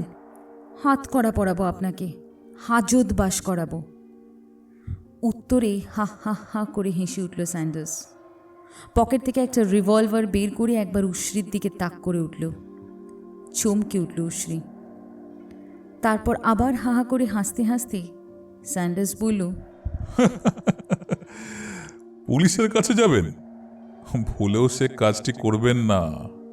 এই এলাকা পার্ক স্ট্রিট থানার আন্ডারে পড়ে। এখান থেকে বেরিয়ে পার্ক স্ট্রিটের মোড় পর্যন্ত যেতে পারবেন না। তার আগেই আপনার লাশ গায়েব করে দেব। আর আমার নিশানা খুব পারফেক্ট, জানেন তো। ক্যালকাটা পুলিশে ছিলাম, কনস্টেবল। প্রতি বছর স্পোর্টসের চাঁদমারি আইটেমে আমার ফার্স্ট প্রাইজ বাঁধা ছিল। মুখ্যমন্ত্রীর হাত থেকেও প্রাইজ নিতাম। তারপর সাসপেন্ড হয়ে যায় ঘুষ নেবার জন্য। কত টাকা জানেন? মাত্র 500 টাকা। আমার ডিসি সাউথ খুব কড়া লোক, নতুন আইপিএস এসেছে তো তাই। I was caught red handed. একজন এম আর ডিলারের থেকে নিচ্ছিলাম টাকাটা। বেটা যে ডিসি সাহেবকে বলে রেখেছে, বুঝবো কি করে? সালা বউ তো অনেকদিন আগেই আমাকে ছেড়ে বাপের বাড়ি চলে গেছে, আর সেখানে কিসব লটবট আছে ওর। আমিও যোগাযোগ রাখি না। সালার জীবনটার ওপরই কিরকম ঘেন্না ধরে গেছে। তবে আজ অনেকদিন পর খুব আরাম পেলাম। উশ্রী এই মুহূর্তে ছুটে বের হতে যায় ভেজানো দরজা খুলে, কিন্তু স্যান্ডাসের গতি অতি ক্ষিপ্র। সে উশ্রীর ডান হাত ধরে টান দেয়, ভীষণ জোর টান। এবার একেবারে লোকটার কাছাকাছি চলে এলো উশ্রী। ভীষণ ঘেন্না করছে। কাঁপা স্বরে সে বলল, ছেড়ে দিন আমাকে, সব তো নিয়েছেন, আর কি চান? একটা ডিল করতে চাই। ডিল মানে? মানে কিছুই না, একটা চুক্তি। কিসের চুক্তি? দেখুন ম্যাডাম, আমার নেটওয়ার্ক খুব ভালো। পুলিশের লোক ছিলাম, বুঝতেই তো পারছেন। এবং আমি রিসোর্সফুল। তা না হলে আজ বেলা 11টার সময় আপনার ফোন পাবার পর আমি আমার বন্ধুর থেকে তার অফিস ঘর আর এই লাগোয়া ঘরটা ভাড়া নিতে পারি কয়েক ঘন্টার মধ্যে। অবশ্যই তার জন্য খরচাপাতি একটু করতে হয়েছে, সে যাই হোক। আর একটা কথা শুনুন, আপনার বাড়ির অবস্থা সম্বন্ধেও আমি ইতিমধ্যে খোঁজ খবর নিয়েছি। আমি জেনেছি যে আপনার স্বামী ব্যাংকে চাকরি করেন, কিন্তু 1 বছর ক্যান্সারে ভুগছেন। আপনার টাকার দরকার, সেটা তো বুঝেইছি। কি টাকা দরকার নেই? কথা শেষ করে স্যান্ডাস আবার একটা সিগারেট ধরায়, ধোঁয়ার রিং ছেড়ে জিজ্ঞেস করে, কি টাকার দরকার নেই? দরকার থাকলেও আপনি কি করবেন? আমার ইজ্জতের দাম আপনি কত দেবেন? 5,000? 10,000? ওতে আমার কিচ্ছু হবে না। আমার অনেক অনেক টাকার দরকার। কত টাকা দরকার আপনার? ধরে নিন 10 লাখ। যদি তা পাইয়ে দেবার উপায় বাতলে দিই আপনাকে। কি উপায়? বলবো, তার আগে চুক্তিটা হয়ে যাক। চুক্তি? আমি 3 জনের কাছ থেকে 15 লাখ টাকা আপনাকে পাইয়ে দেব, কিন্তু তার মধ্যে 5 লাখ আমার দরকার, আর 10 লাখ আপনার। রাজি? কিন্তু উপায়টা কি? সেটাই তো বলবো আপনাকে। শুনুন শ্রীদেবী, একটা কথা বলি আপনাকে। আপনি খাদের ধারে দাঁড়িয়ে আছেন, সামান্য ইজ্জত ফিজ্জত নিয়ে ভাববেন না। আমার সঙ্গে হাত মেলান, আমি আপনার বন্ধু হব, সাহায্য করব আপনাকে। একটা প্ল্যান অফ অ্যাকশন আমি ভেবেছি, সেটা এখন আলোচনা করব আপনার সঙ্গে। তার আগে বলুন, আপনি চুক্তিতে রাজি? এই উশ্রী যেন আর সেই উশ্রী নয়। এই উশ্রীর কাঁধে এখন ভর করেছে শয়তান।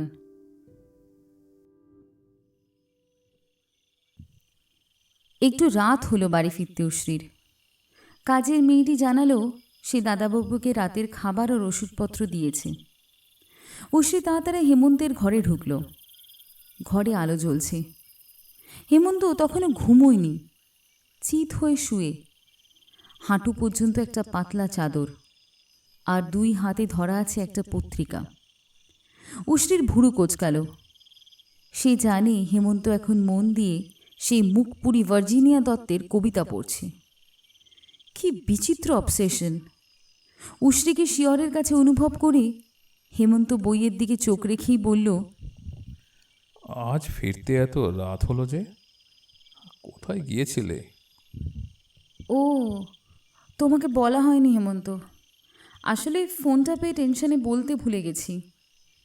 তাছাড়া তুমি তখন ঘুমোচ্ছিলে। কার ফোন? বাড়ি থেকে মা ফোন করেছিল। বাবার শরীরটা হঠাৎ খুব খারাপ হয়েছিল সকালের দিকে। ও তাই নাকি? কি হয়েছিল? ঘুম থেকে উঠে বুকে একটা ব্যথা অনুভব করছিলেন, তবে এখন ঠিক আছেন। যাক, খবরটা শুনে আশ্বস্ত হলাম। আচ্ছা হেমন্ত, তোমাকে একটা কথা জিজ্ঞেস করব। কি গো? ভার্জিনিয়া যে এত ভালো কবিতা লেখে, ওর উপর কেউ প্রবন্ধ লেখেনি? হ্যাঁ, লিখেছে বই কি। 3জন প্রাবন্ধিক ওর কবিতা নিয়ে 3টে পত্রিকায় বেশ বড় বড় প্রবন্ধ লিখেছে। সেই 3টে পত্রিকায় আমার ওই বইয়ের আলমারিতে আছে। যারা প্রবন্ধ লিখেছে তাদের নাম কি গো?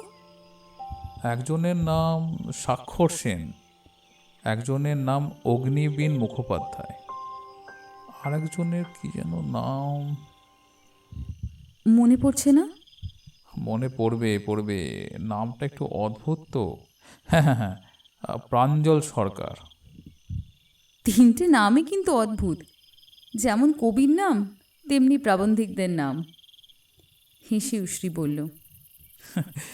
এটা আমারও মনে হয়েছে।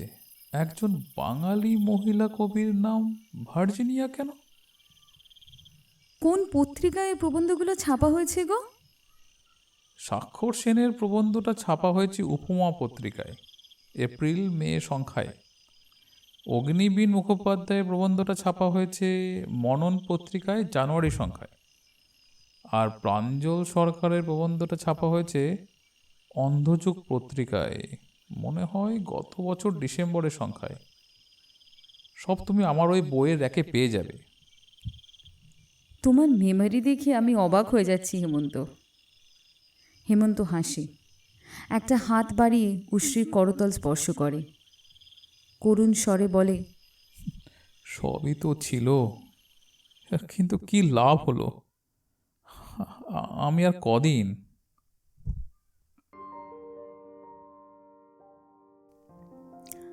আজ বুধবার, কলেজে ছুটি নিয়েছে স্বাক্ষর। এমনিতে সোমবার তার অফ ডে। ভার্জিনিয়ার সঙ্গে অ্যাপয়েন্টমেন্টটা যদি সোমবার পড়তো তাহলে তার থেকে ভালো আর কিছু হতো না। কিন্তু এই ব্যাপারে স্বাক্ষরে কিছু করার ছিল না। ডেটিংয়ের প্রস্তাব এসেছিল ভার্জিনিয়ার কাছ থেকে, তাও মুখোমুখি বসে নয়, মুঠো ফোন মারফত। স্বাক্ষরে কিছু করার ছিল না। কলেজে ছুটি প্রায় নেই বললেই চলে। সোমবার ছাড়া বাকি 5 দিন কলেজে ক্লাস করতে তার ভালোই লাগে। সে যাই হোক, আজ আবার সেই বুধবার। কবজি ঘড়ি দেখল স্বাক্ষর, ঠিক বিকেল 5:00। এখন সে পার্ক স্ট্রিটে মোড়ে দাঁড়িয়ে আছে। স্বাক্ষর হাসল মনে মনে।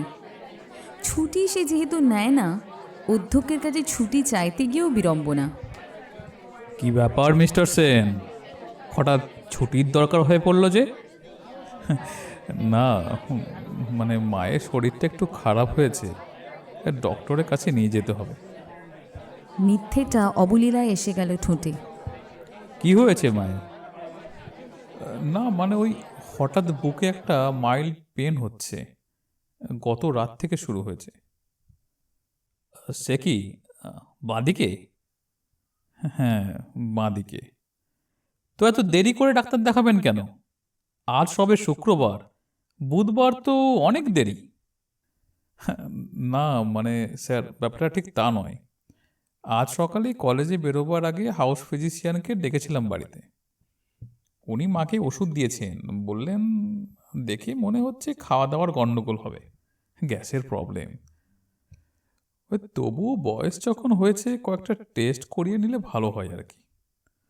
ও বুঝেছি, তা বেশ, নিন না ছুটি। আবার মায়ের কাছে বলতে হলো অন্যরকম মিথ্যে কথা। কিরে বাবু, আজ কলেজ যাবি না? মা স্বাক্ষরকে বাবু বলে ডাকেন। না গো মা, আজ কলেজেরই একটা অনুষ্ঠান আছে কলকাতায়। কলকাতায়? কি অনুষ্ঠান রে? ওই ব্রিটিশ কাউন্সিল লাইব্রেরি থেকে আমাদের কলেজের একজন সিনিয়র প্রফেসরের একটা পেপার পড়বে। আমরা সবাই সেটা শুনতে যাব। বিকেল 5টায় শুরু হবে। আমাদের প্রিন্সিপালও আসবেন সেখানে। হ্যাঁ রে, তুই যে এত ভালো পড়াস, তোকে এরম পেপার পড়তে ডাকে না? মা, আমি এখনও অতটা সিনিয়র হইনি। তাছাড়া এমফিলটাও তো এখনও কমপ্লিট করিনি। কয়েক বছর বাদে আমাকেও ডাকবে, দেখবে। হ্যাঁ রে বাবু, তোর একটা বিয়ের কথা ভাবছি। আমার বয়স হয়ে যাচ্ছে, আর কবে বৌমার মুখ দেখব, নাতি নাতনির মুখ দেখব? এমফিল ডিগ্রিটা না পেলে আমি বিয়ের কথা ভাবছি না মা, কতবার তো বলেছি তোমাকে। তা কত বছর আর লাগবে? আর মেরে কেটে 1.5 বছর। 1 বছরের মধ্যে থিসিস জমা দেব। মা স্বাক্ষরের অলক্ষ্যে দীর্ঘ নিঃশ্বাস ফেলেছিলেন। পার্ক স্ট্রিটের মোড় থেকে হাঁটতে শুরু করেছে স্বাক্ষর। কথাগুলো ভাবছিল আর হাসি পাচ্ছিল তার।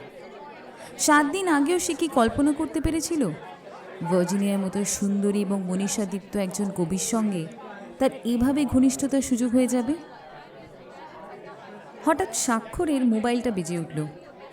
সে তাড়াতাড়ি ট্রাউজারের পকেট থেকে মোবাইল বের করল। স্ক্রিনে একটা নাম্বার, চেনা চেনা কিন্তু তবুও অচেনা। হ্যালো।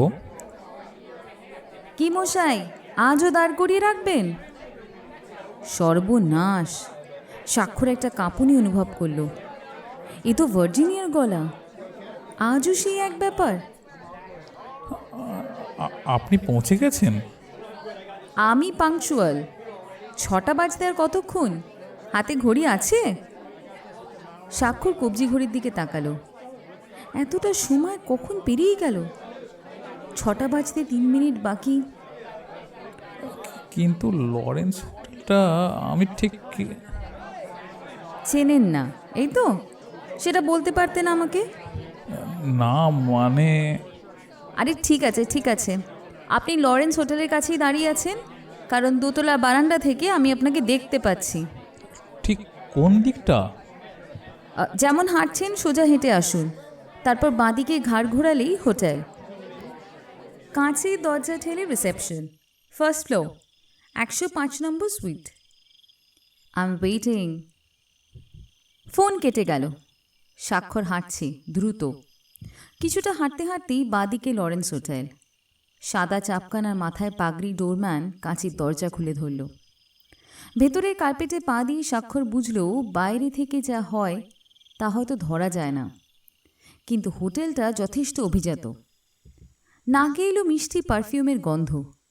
দেওয়াল জুড়ে সারি সারি সোফা, কয়েকজন নারী পুরুষ উপবিষ্ট সেখানে। কোনাকুনি এল শেপ রিসেপশন টেবিল। টেবিলের ওপারে অতি আকর্ষণীয় এক যুবতী। সে স্বাক্ষরকে লক্ষ্য করছিল। স্বাক্ষরের মনের মধ্যে কে যেন বলল, be smart Swakshar, this is a place for smartness. স্বাক্ষরে যেন এই মুহূর্তে মনে পড়ল তার পরনে আকাশ নীল জিন্স ট্রাউজার এবং সাদা রঙের স্পোর্টস গেঞ্জি।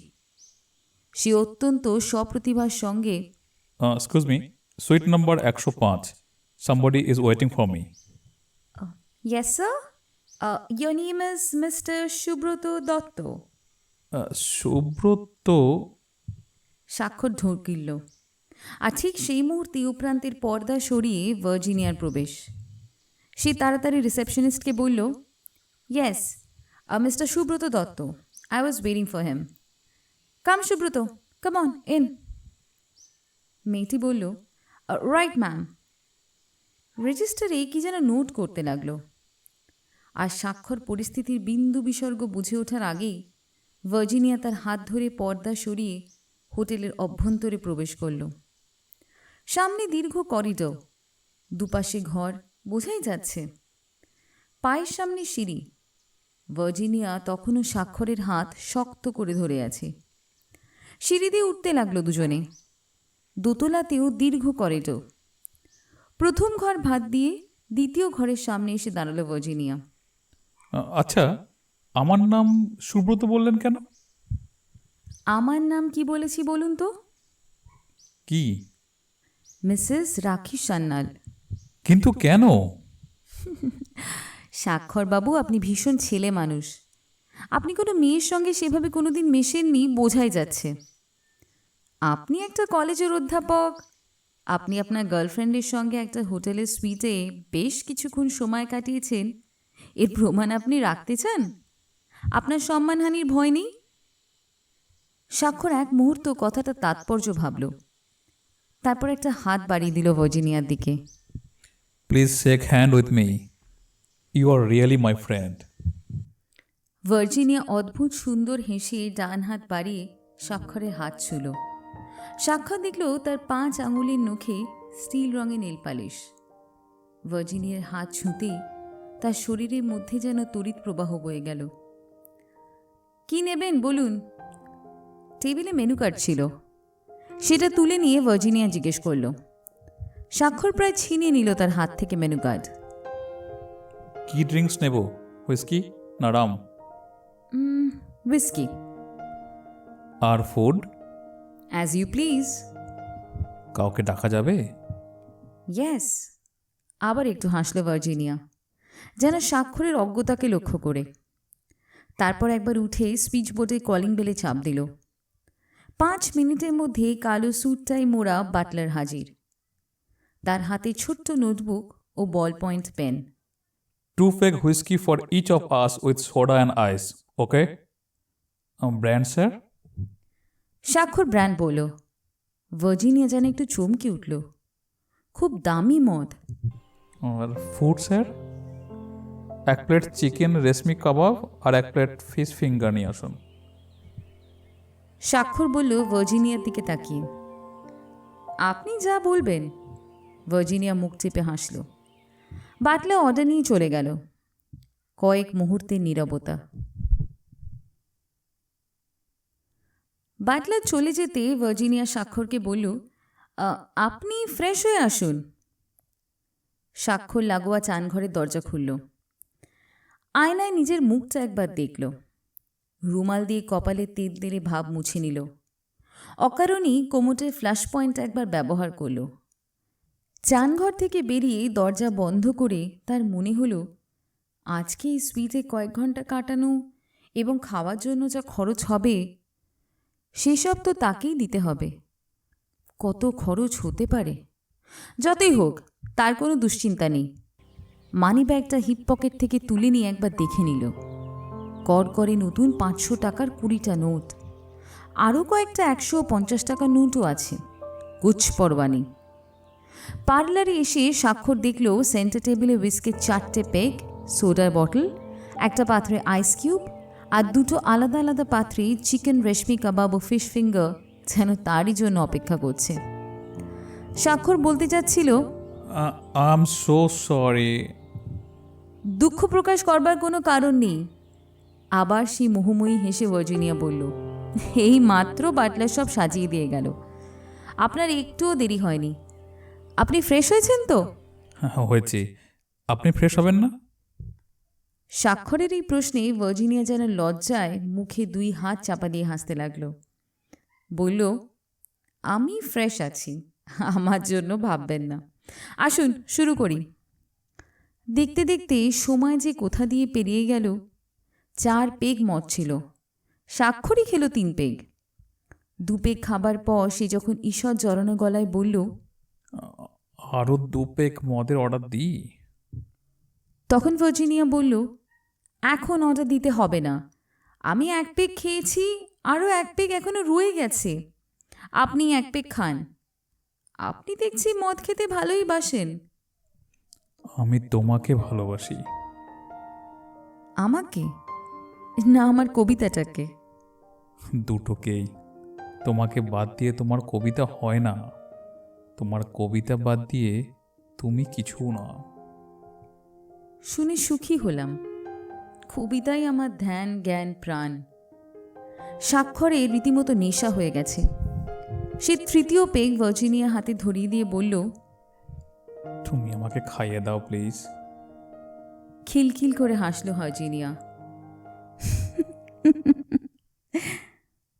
অত দূরে বসে থাকলে কিভাবে খাওয়াবো? কাছে এসো। ভার্জিনিয়া কোলে বসে তাকে প্রথমে প্রাণপণে আলিঙ্গন করল। তার কানের লতিতে, ঘাড়ে, নাকের ডগায় চুমু খেল। ভার্জিনিয়াও স্বাক্ষরের ঠোঁটে গভীর এক চুম্বন এঁকে দিল। তারপর স্বাক্ষরের কানের কাছে মুখ নিয়ে ফিসফিস করে বলল, দরজাটা খোলা আছে, বন্ধ করে আসি। শেষের পেকটা এক চুমুক খেয়েই স্বাক্ষরে খুব নেশা হয়ে গেছে। তার কান মাথা ঝাঁঝা করছিল। ভার্জিনিয়াকে পরিপূর্ণভাবে পাবার জন্য তার সারা শরীর উন্মুখ হয়ে উঠেছিল। ভার্জিনিয়া দরজা বন্ধ করে ফিরে আসতেই স্বাক্ষর এক হ্যাঁচকা টানে তাকে নিজের বুকে টেনে নিয়ে বলল, let's go to the bed. চলো, তুমি যা চাও তাই পাবে। বিছানায় শুয়ে পড়েছে স্বাক্ষর। ভার্জিনিয়ার হাত ধরে টানছে। ঠিক সেই মুহূর্তে ভার্জিনিয়া বলল, এক্সকিউজ মি স্বাক্ষর, আমি টয়লেট থেকে একটু আসছি। ও ইয়েস প্লিজ। স্বাক্ষর বালিশে মাথা দিয়ে শুয়ে আছে। তার চোখের সামনে সমস্ত ঘরটা বো বো করে ঘুরছে, আর মাথার কাছে শো শো শব্দ, যেন কোনো দৈত্যের নিঃশ্বাস, আসলে শীততাপ নিয়ন্ত্রিত যন্ত্রের শব্দ। ভার্জিনিয়া টয়লেটে ঢুকে দরজা বন্ধ করল। তারপর হাতের মুঠোর মোবাইলে একটা নাম্বার ডায়াল করতে লাগলো। অপর প্রান্ত থেকে সাড়া পেল। হ্যালো, কোথায়? রিসেপশনের তীর্থের কাকের মতন বসে আছি। ইয়ার্কি মেরো না, এক্ষুনি শুরু হবে। Speed number 105। বেডরুমে দরজা ভেজানো থাকবে। দরজার ফাঁক দিয়ে ইউজ ইয়োর ডিজিটাল ক্যামেরা। মালটা কি এর মধ্যে নেতিয়ে পড়েছে নাকি? আবার অসভ্যতা, খুব সাবধান কিন্তু। স্যান্ডার্সকে তুমি সতর্ক করছো? I am the real professional, do know? Phone কেটে দিল ভার্জিনিয়া। অকারণে একবার ফ্ল্যাশ টিপল কোমোটের। আওয়াজ স্বাক্ষর শুনুক, বুঝুক যে ভার্জিনিয়া টয়লেট ব্যবহার করছে। এরপর সে বেরিয়ে এলো টয়লেট থেকে। দেখল স্বাক্ষর একপাশে কাত হয়ে শুয়ে আছে। তার দৃষ্টি টয়লেটের দরজার দিকেই। সে দুহাত বাড়িয়ে দিল, বলল, এসো এসো ভার্জিনিয়া, এসো। ভার্জিনিয়া সেই আলিঙ্গনকে তুখোর নিপুণতার সঙ্গে এড়িয়ে গিয়ে স্বাক্ষরের কপালে একটা চুমু দিয়ে বলল, আমি আসছি। তর সইছে না না? দরজাটা বন্ধ করলাম কিনা দেখে আসি। শোবার ঘরের ভেজানো দরজা ঠেলে সে পার্লারে এলো। ও দরজা পরীক্ষা করার বদলে দরজার ছিটকিনি সন্তর্পণে নামিয়ে দিল। বিছানায় ভীষণ হয়ে উঠেছে স্বাক্ষর। তার হিতাহিত জ্ঞান যেন লোপ পেয়েছে, যেন তার সামনে শুধু নরকের দরজা খোলা।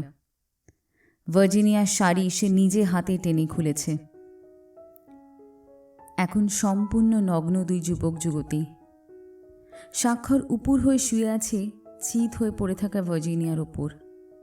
খাট দুলছে, কিন্তু এত উত্তেজনার ঢেউয়ের শীর্ষে দুজনেই যে কেউ লক্ষ্য করছে না, ঘরের পর্দা অল্প ফাঁক করে পার্লারে দাঁড়িয়ে একজন ঢ্যাঙা মতন লোক ডিজিটাল ক্যামেরায় সেই বিরল মিথুন দৃশ্যের একের পর এক ফটোগ্রাফ নিয়ে যাচ্ছে।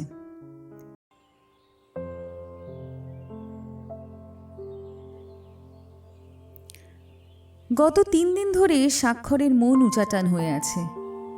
বিচিত্র ব্যাপার ঘটছে। যতবার সে ভার্জিনিয়ার মোবাইলে ফোন করেছে ততবারই দেখেছে সুইচ অফ। যতবার SMS পাঠাতে গেছে ততবারই মেসেজ ডেলিভার্ড হয়নি। তার মানে মোবাইল বন্ধ আছে। কেন কেন কেন? স্বাক্ষরে কিচ্ছু ভালো লাগছে না। তার শুধু আফসোস হচ্ছে একটা কথা ভেবে, যে সে ভার্জিনিয়ার ঠিকানাটা নিল না কেন। এই ভুলটা সে কেন করল? ঠিকানাটা যদি তার কাছে থাকতো তাহলে সে নিজেই ভার্জিনিয়া বাড়িতে চলে যেতে পারত। হ্যাঁ, এখন এই রকমই মনের অবস্থা তার। সে ভার্জিনিয়াকে না দেখলে বোধহয় আর বাঁচবেই না। কিন্তু কেন দিনের মধ্যে এক মুহূর্তের জন্য ওর মোবাইল অন করা থাকছে না? কোনো বিপদ হলো? অসুখ বিসুখ করলো? কবিতা পড়ার ডাক পেয়ে হঠাৎ কলকাতা ছেড়ে দিল্লি বা অন্য কোনো প্রদেশে চলে গেল? কিন্তু তাতে মোবাইলে সুইচ অফ থাকবে কেন? গতকাল ভার্জিনিয়ার কথা ভাবতে ভাবতে ক্লাসে হঠাৎ খুব একটা বেকায়দায় পড়ে গেছিল স্বাক্ষর। রোম্যান্টিক কবি শেলির একটা কবিতা পড়াতে গিয়ে হঠাৎ স্বাক্ষর চেঁচিয়ে উঠেছিল, Virginia, Virginia, where are you?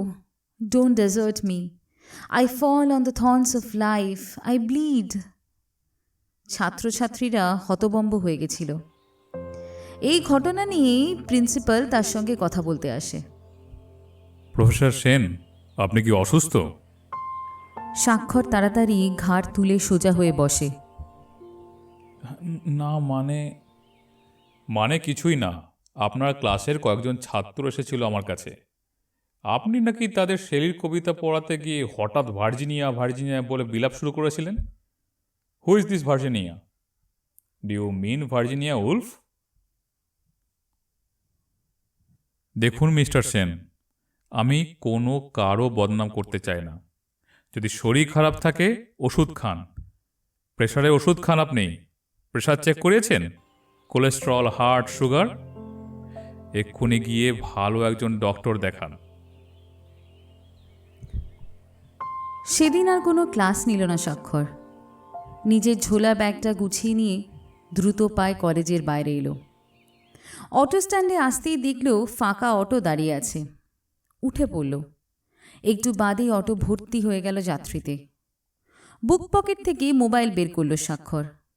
আশায় বুক ধুকপুক করছে তার। ভার্জিনিয়ার নাম্বারে আবার ফোন। আবার সেই ঘোষণা, the subscriber is currently switched off.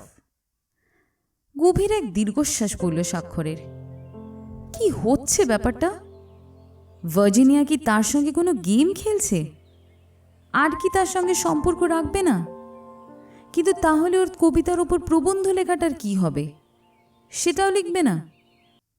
এই সব ৭-৫ ভাবতে ভাবতে Barasat station, train, Sealdah, taxi, Dharmatala. ট্যাক্সিকে আরও একটু এগিয়ে নিয়ে পার্ক স্ট্রিটে চলে এলো স্বাক্ষর। একটা বারে ঢুকল। একা একা এই প্রথম সে কোনো বারে ঢুকছে। কিন্তু এখন তার বাড়ি যেতে ইচ্ছে একেবারেই করছে না। এখন তার মদ্যপান করতে ইচ্ছে করছে। যখন সে পানশালা থেকে রাস্তায় বের হলো তখন তার দু পা রীতিমতো টলছে, মাথা ঝিমঝিম করছে। কিন্তু আপাতত তাকে বাড়ি ফিরতে হবে। তার মাথা বোঁ বোঁ ঘুরছে, পা কাঁপছে। এতটা মদ্যপান সে কোনো দিন করেনি। মনে হলো যেন বমি হবে। রীতিমতন টলতে টলতে স্বাক্ষর বাড়ির ৩ তলায় উঠে এলো। তাদের ফ্ল্যাটের সামনে এসে ডোরবেলে চাপ দিল। দরজা খুললেন মা। স্বাক্ষর কিছুটা হুড়মুড় করে বাড়ির ভিতরে ঢুকে এলো। তারপর সোফায় বসে হাঁপাতে লাগল। তাকে দেখে মা ছুটে এসে বললেন, কি হয়েছে রে খোকা? কি হয়েছে? শরীর খারাপ লাগছে? স্বাক্ষরের জামা থেকে, তার নিঃশ্বাস প্রশ্বাস থেকে তিনি মদের গন্ধ পেলেন। মা বিশ্বাসই করতে পারছিলেন না যে তার ছেলে মদ খেয়ে বাড়িতে ঢুকেছে। এ কি খোকা, তুমি মদ খেয়েছো? উত্তরে স্বাক্ষরের গলা থেকে ওয়াক ধ্বনি বেরিয়ে এলো। বমি করবে নাকি? স্বাক্ষর ঘাড় নাড়ল। সেই সঙ্গে ছুটতে গেল বেসিনের দিকে। হর হর করে বমি করতে লাগলো। স্বাক্ষর প্রবলভাবে হাঁপাচ্ছিল। বেসিনের কল দিয়ে ধুয়ে দিচ্ছিল নোংরা। হাঁপাতে হাঁপাতে বলল, মা প্লিজ আমাকে কিছু জিজ্ঞেস করো না। একটু শুইয়ে দাও, আমার শরীর খুব খারাপ লাগছে। মা অনেক ভোরে ওঠেন। আজ তিনি ঠাকুরঘর থেকে বেরিয়ে দেখলেন স্বাক্ষর চোখ মুখ ধুয়ে দাঁত মেজে ডাইনিং টেবিলে অপেক্ষা করছে। অনেক ঝরঝরে লাগছে তাকে। মাকে দেখে সে বলল, মা একটু চা দাও তো। হ্যাঁ বাবা, এক্ষুনি দিচ্ছি। মা চা করতে চলে গেলেন। বাড়িতে দাড়ি কামানো এখন আয়ত্ত হয়নি স্বাক্ষরের। একদিন অন্তর তাকে দাড়ি কামাতে যেতে হয় গলফগ্রিন মোড়ে একটা সেলুনে। সঙ্গে নিয়ে যেতে হয় নতুন ব্লেড। আজ যখন সে রাস্তা পার হয়ে সেলুনের দিকে এগোচ্ছে তখন সে লক্ষ্য করল না যে 215 নম্বর বাসস্ট্যান্ডের কাছে একটা লোক স্কুটারে বসে যেন তার অপেক্ষাতেই ছিল। তাকে দেখতে পেয়েই লোকটা স্কুটার চালু করলো এবং সাঁ করে স্বাক্ষরের সামনে এসে স্কুটার থামিয়ে তার পথ রোধ করে দাঁড়ালো। লোকটা লম্বা, বলিষ্ঠ চেহারা, শক্ত চোয়ালে কাঠিন্য। লোকটা হেসে বলল,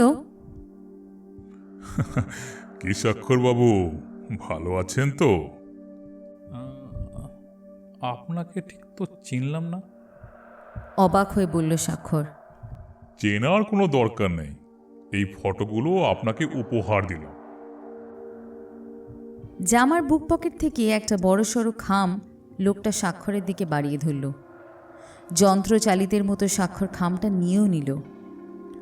এরপর লোকটা স্কুটার চালু করে দ্রুত গতিতে বেরিয়ে গেল। খামটা হাতে ধরে কিংকর্তব্য বিমূঢ় স্বাক্ষর দাঁড়িয়ে রইল রাস্তার ধারে। বুক ঢিপ ঢিপ করছে স্বাক্ষরের। কি আছে খামের ভিতর? লোকটা বলে গেল, এই ফটোগুলো আপনাকে উপহার দিয়ে গেলাম। কি ফটো ওগুলো? সেলুনে যাওয়া মাথায় উঠল। স্বাক্ষর রাস্তায় দাঁড়িয়েই খামের মুখ খুলে ফটোগুলো দেখতে লাগলো একের পর এক। আর তার মাথা যেন ঘুরে গেল। এ কী সব ফটো দেখছে সে? পর পর 10টা ফটোগ্রাফ, তার আর ভার্জিনিয়ার ঘনিষ্ঠ অবস্থার ফটো।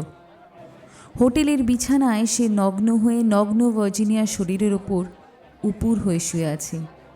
প্রবল সংরাগে সে চুম্বন করছে ভার্জিনিয়াকে। ভার্জিনিয়ার পদযুগলে চুম্বন করছে। ভার্জিনিয়া বিছানায় শুয়ে আছে আর স্বাক্ষর নিজের অন্তর্বাস খুলতে ব্যস্ত। ইস, কি ভয়ানক বিশ্রী, কি অশ্লীল, কি বীভৎস অসভ্যতা! কিন্তু প্রশ্ন হলো, এই ফটোগুলো কে কখন তুলল? তার মানে সেদিন হোটেলের বিছানায় যখন স্বাক্ষর ভার্জিনিয়ার সঙ্গে নিবিড়ভাবে প্রেমে ব্যস্ত ছিল, তখন কেউ ঘরে লুকিয়েছিল ক্যামেরা হাতে। কে লুকিয়ে থাকতে পারে? কোথায় লুকিয়েছিল? সেটা এক মুহূর্তের জন্য স্বাক্ষরের নজরে পড়ল না? ভার্জিনিয়ানরা জানে? আচ্ছা, এটা কি হোটেলের কোনো ষড়যন্ত্র? ওই হোটেলটাতে হয়তো ওইরকম ব্যবসায়ী হয়। রাস্তায় আর কতক্ষণ ভ্যাবলার মতো দাঁড়িয়ে থাকবে স্বাক্ষর? সামনে সিগারেটের গুমটি থেকে একটা প্যাকেট সিগারেট কিনল স্বাক্ষর। একটা ধরিয়ে টানতে টানতে এগুলো বাড়ির দিকে। নিজের ঘরে গিয়ে সে দরজা বন্ধ করে দিল। বিছানায় শুয়ে পড়ল আর খাম থেকে ফটোগুলো বের করে দেখতে লাগলো আবার।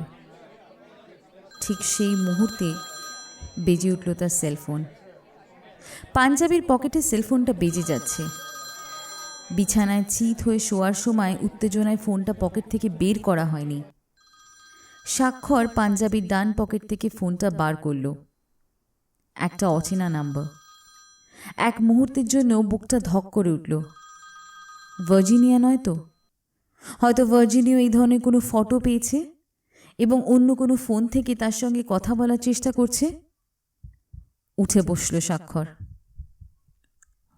হ্যালো, মিস্টার সেন, কেমন আছেন?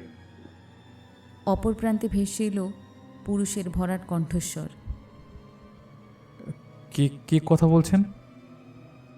যে ফটোগুলো এইমাত্র দেওয়া হলো সেগুলো দেখেছেন? আপনি কে বলছেন? ফটোগুলো আপনাকে কেন দেওয়া হলো নিশ্চয়ই বুঝতে পারছেন। মানে? মানে দেখে তো মনে হয় গুডি গুডি বয়, ভাজা মাছটা উল্টে খেতে জানেন না, কিন্তু তলে তলে যে আপনি কি চিজ, ওই ফটোগুলো যে দেখবে সালা সেই বুঝবে। এই আপনি ওই ফটোগুলো কাদের দেখাবেন? আর তো স্বর স্বাক্ষরের। কাদের দেখাবো? কাদের দেখাবো? সেটাই তো ভাবছি, কাদের দেখাবো। কিন্তু আপনি কে বলছেন? ফটোগুলো কাদের দেখাবো সেটা আগে শুনুন, তারপরে আমি কে বলছি সেটা জানার দরকার নেই আপনার। একটা সেট যাবে আপনার কলেজে কুরিয়ার সার্ভিসের মাধ্যমে, একদম প্রিন্সিপালের ঠিকানায়।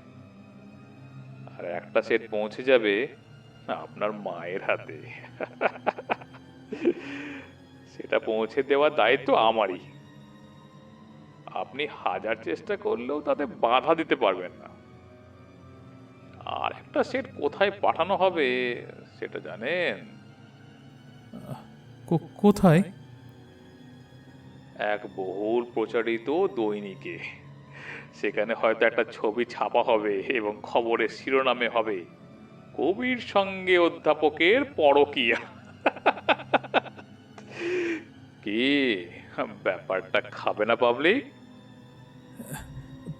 প্লিজ আমার এই ক্ষতি করবেন না প্লিজ।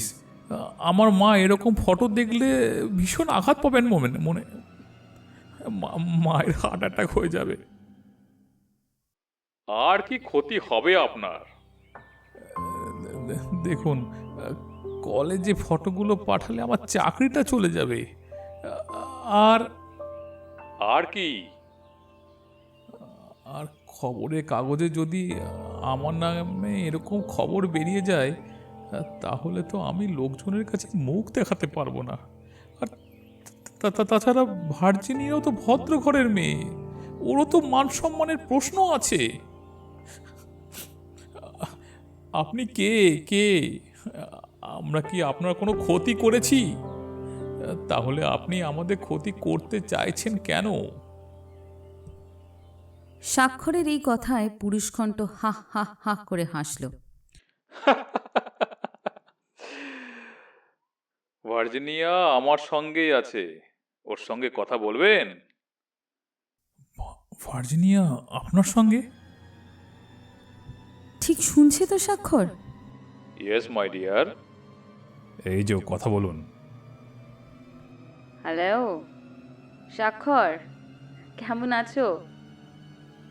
স্বাক্ষর ফোনে পরিষ্কার শুনছে ভার্জিনিয়ার গলা। ভার্জিনিয়া, তুমি? শোনো স্বাক্ষর, আমাদের হাতেই সময় খুব কম। কাজের কথাটা বলিনি?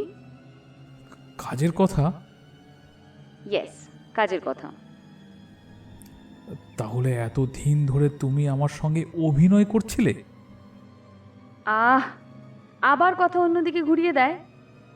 শোনো, যদি নিজের চাকরি বাঁচাতে চাও, সমাজে মান সম্মান নিয়ে বেঁচে থাকতে চাও, তাহলে তোমাকে আমাদের দিতে হবে 5 লাখ টাকা। Yes, 5 lakhs।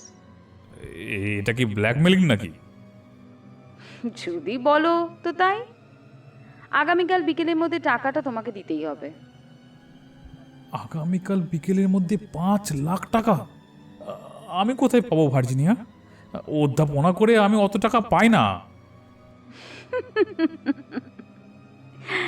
স্বাক্ষর, ভেবো না তোমার সম্বন্ধে খোঁজ খবর না করে আমরা কাজে নেমেছি। গলফ গ্রিনে HDFC ব্রাঞ্চে তোমার এবং তোমার মায়ের জয়েন্ট অ্যাকাউন্টে কত টাকা আছে আমরা জানি। তোমার আর কি এমন টাকা, কিন্তু তোমার বাবার সেভিংসে তো 20 লাখের বেশি। অনেক ভালো চাকরি করতেন তো উনি। উত্তরাধিকার সূত্রে তুমি তো সেসব টাকার মালিক। অতএব আর বাহানা নয় স্বাক্ষর। এখন বলো, ইয়েস অর নো? যদি তোমাদের ডিমান্ড অনুযায়ী টাকা আমি না দিই, পুলিশে কমপ্লেন করি, তখন? ও পুলিশে কমপ্লেন করবে? তাতে পুলিশ কি করবে? আমাদের খুঁজবে। কিন্তু ধরো ফলটা যদি উল্টো হয়, অর্থাৎ পুলিশ ফটোগুলো নিয়ে তোমাকে ব্ল্যাকমেল করতে শুরু করে, আর থানায় পা দেওয়ার সঙ্গে সঙ্গে আমি কিংবা আমরা আমাদের কাজটা শুরু করে দেব। অর্থাৎ আগামীকাল দুপুরের মধ্যেই তোমার কীর্তি কাহিনীর কথা জেনে যাবেন তোমার কলেজের অধ্যক্ষ। না না না না, আমি টাকা দেব, আমি টাকা দেব। তুমি তাহলে 5 লক্ষ টাকা দিচ্ছ তো? 5 লক্ষ টাকা দিলেই কি আমি বদনামের হাত থেকে বাঁচবো? বাঁচবে। তা তো নাও হতে পারে, কিন্তু ফটোগুলোর কপি তো তোমাদের কাছে থাকবেই। আবার কিছুদিন বাদে তো তুমি আমার থেকে টাকা চাইবে। এ তো চলতেই থাকবে সারা জীবন। তা তুমি কি ভবিষ্যতের কথা ভাববে, না এখন বিপদের হাত থেকে বাঁচবে? ভার্জিনিয়া, আমি তোমাকে ভালোবেসেছিলাম। বিশ্বাস করো, আমি জীবনে এর আগে কোনো মেয়েকে কোনো দিনও কাছে পাইনি। তোমাকেই প্রথম। বাদ দাও সব কথা। 5 লাখ টাকা আগামীকাল সন্ধে 7টার মধ্যে কোথায় দিতে হবে সেটা একবার শুনে নেওয়া যাবে?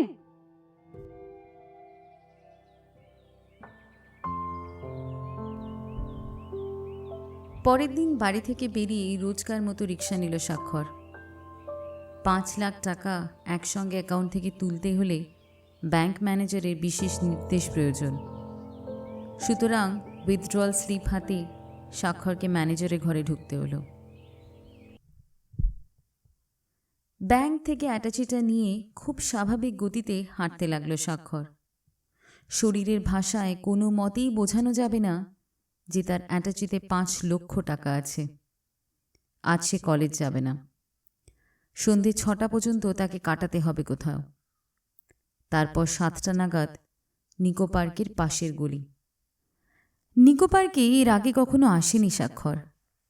এই সময় নিকো পার্কের চারপাশটা নির্জন এবং আধো অন্ধকার, কারণ পার্ক বন্ধ হয়ে গেছে, টিকিট কাউন্টারও বন্ধ। শুধু এদিক ওদিক ছড়িয়ে ছিটিয়ে কিছু ট্যাক্সি এবং প্রাইভেট কার দাঁড়িয়ে আছে। স্বাক্ষর ট্যাক্সি থেকে নেমে ভাড়া মেটালো। তারপর অ্যাটাচিটা ডান হাতে চেপে ধরে হনহনিয়ে হাঁটতে লাগলো পার্কের পাশে রাস্তাটা ধরে। এদিকটা পুরোপুরি অচেনা স্বাক্ষরের। নিকো পার্কের পাশ দিয়ে যে এরকম রাস্তা আছে সেটাও সে জানত না। এই রাস্তাটা কতদূর গেছে, কোথায় গেছে, কতক্ষণ একা একা হাঁটতে হবে, ভার্জিনিয়া কোথায়, কিভাবে সে তাদের টাকা দেবে, এই সবই চিন্তা আসতে লাগলো স্বাক্ষরের মনে। রাস্তায় অবশ্য আলো আছে, একটু তফাতে তফাতে ভেপার ল্যাম্প, কিন্তু জনমানুষ নেই, বরং এক গা ছমছমে নির্জনতা। এত লম্বা একটা রাস্তা ধরে একা হেঁটে যাচ্ছে স্বাক্ষর। তার হাতে অ্যাটাচি, তার ভিতরে থরে থরে সাজানো 5 লক্ষ টাকার নোট। গলিটা যে এল শেপের এত দূর থেকে বুঝতে পারেনি স্বাক্ষর। হঠাৎ সে দেখল অদূরে বাঁ দিক থেকে একটা বড় গাড়ি এসে হাজির হলো। দাঁড়িয়ে গেল গাড়িটা, যেন স্বাক্ষরেরই পথরোধ করে দাঁড়ালো। একটু থমকে গেল স্বাক্ষর। গাড়ি থেকে ঝপ করে নামলো একজন বেশ লম্বা এবং চওড়া শরীরের লোক। তার পরনে সাদা ট্রাউজার, সাদা স্পোর্টস গেঞ্জি, মাথার চুল ঘন এবং কোঁকড়া। স্বাক্ষর কিছু বোঝার আগেই সে কয়েকটা লম্বা স্টেপে এগিয়ে এলো এবং পকেট থেকে একটা রিভলভার বের করে পেঁচিয়ে ধরল স্বাক্ষরকে। এ কি, এরকম মিসবিহেভ করছেন কেন? লোকটার শরীরে যেন অসুরের শক্তি। স্বাক্ষরকে টেনে রাস্তার ধারে এমনভাবে দাঁড় করালো যেন মনে হবে তারা দুজনে কথা বলছে। স্বাক্ষরের পিঠে আসলে ঠেকে আছে রিভলভারের নল। এবার বিস্ফারিত 2 চোখে স্বাক্ষর দেখল গাড়ি থেকে ধীরে ধীরে নেমে আসছে ভার্জিনিয়া। তার পরনে জিন্সের ট্রাউজার আর জিন্সের জ্যাকেট, রাউন্ড নেক গেঞ্জিও আছে। মাথার চুল চূড়ো করে বাঁধা। তার চোয়ালের ওঠানামা দেখে মনে হচ্ছে সে চুইংগাম চেবাচ্ছে। স্বাক্ষরের একেবারে সামনে এসে দাঁড়ালো সে। কি অপরূপ মুখশ্রী! এই মেয়ে স্বাক্ষরকে ঠকালো। ওর হাত থেকে অ্যাটাচিটা নিয়ে নাও, বি কুইক, এক্ষুনি কোনো গাড়ি কিংবা লোকজন এসে যেতে পারে। লোকটা ভার্জিনিয়াকে বলল। ভার্জিনিয়া অ্যাটাচিটা স্বাক্ষরের হাত থেকে ছিনিয়ে নিল। বাধা দেবার কোনো ক্ষমতাই ছিল না স্বাক্ষরের, কারণ তার হাত দুটো পেছন থেকে যেন ময়ার সাপের প্যাঁচে ধরে রেখেছে লোকটা। ঠিক 5 লাখই আছে তো? কর্কশ স্বরে জিজ্ঞেস করল ভার্জিনিয়া। হ্যাঁ, 5 লাখ। আর আমার কোনো ভয় নাই তো? স্বাক্ষর জিজ্ঞেস করল। তাকে ছেলে মানুষের মতো লাগছিল। আর কিসের ভয়? লোকটা এবার স্বাক্ষরকে ছেড়ে দিয়েছে।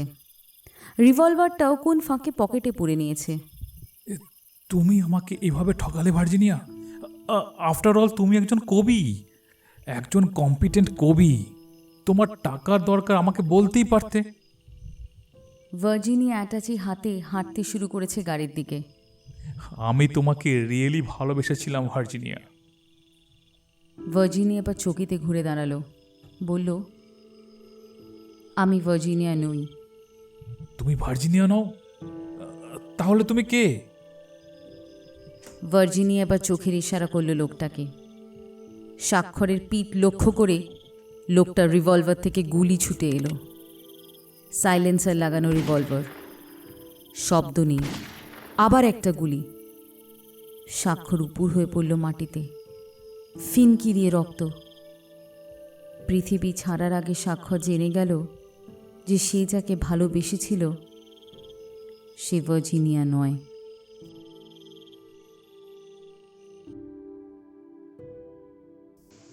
আপনারা এতক্ষণ শুনছিলেন চিতি সাপের বিষ পর্ব 1।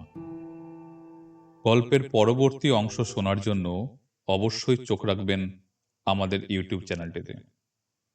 আশা করি গল্পটা আপনাদের ভালো লাগছে। শুনতে থাকুন, সঙ্গে থাকুন।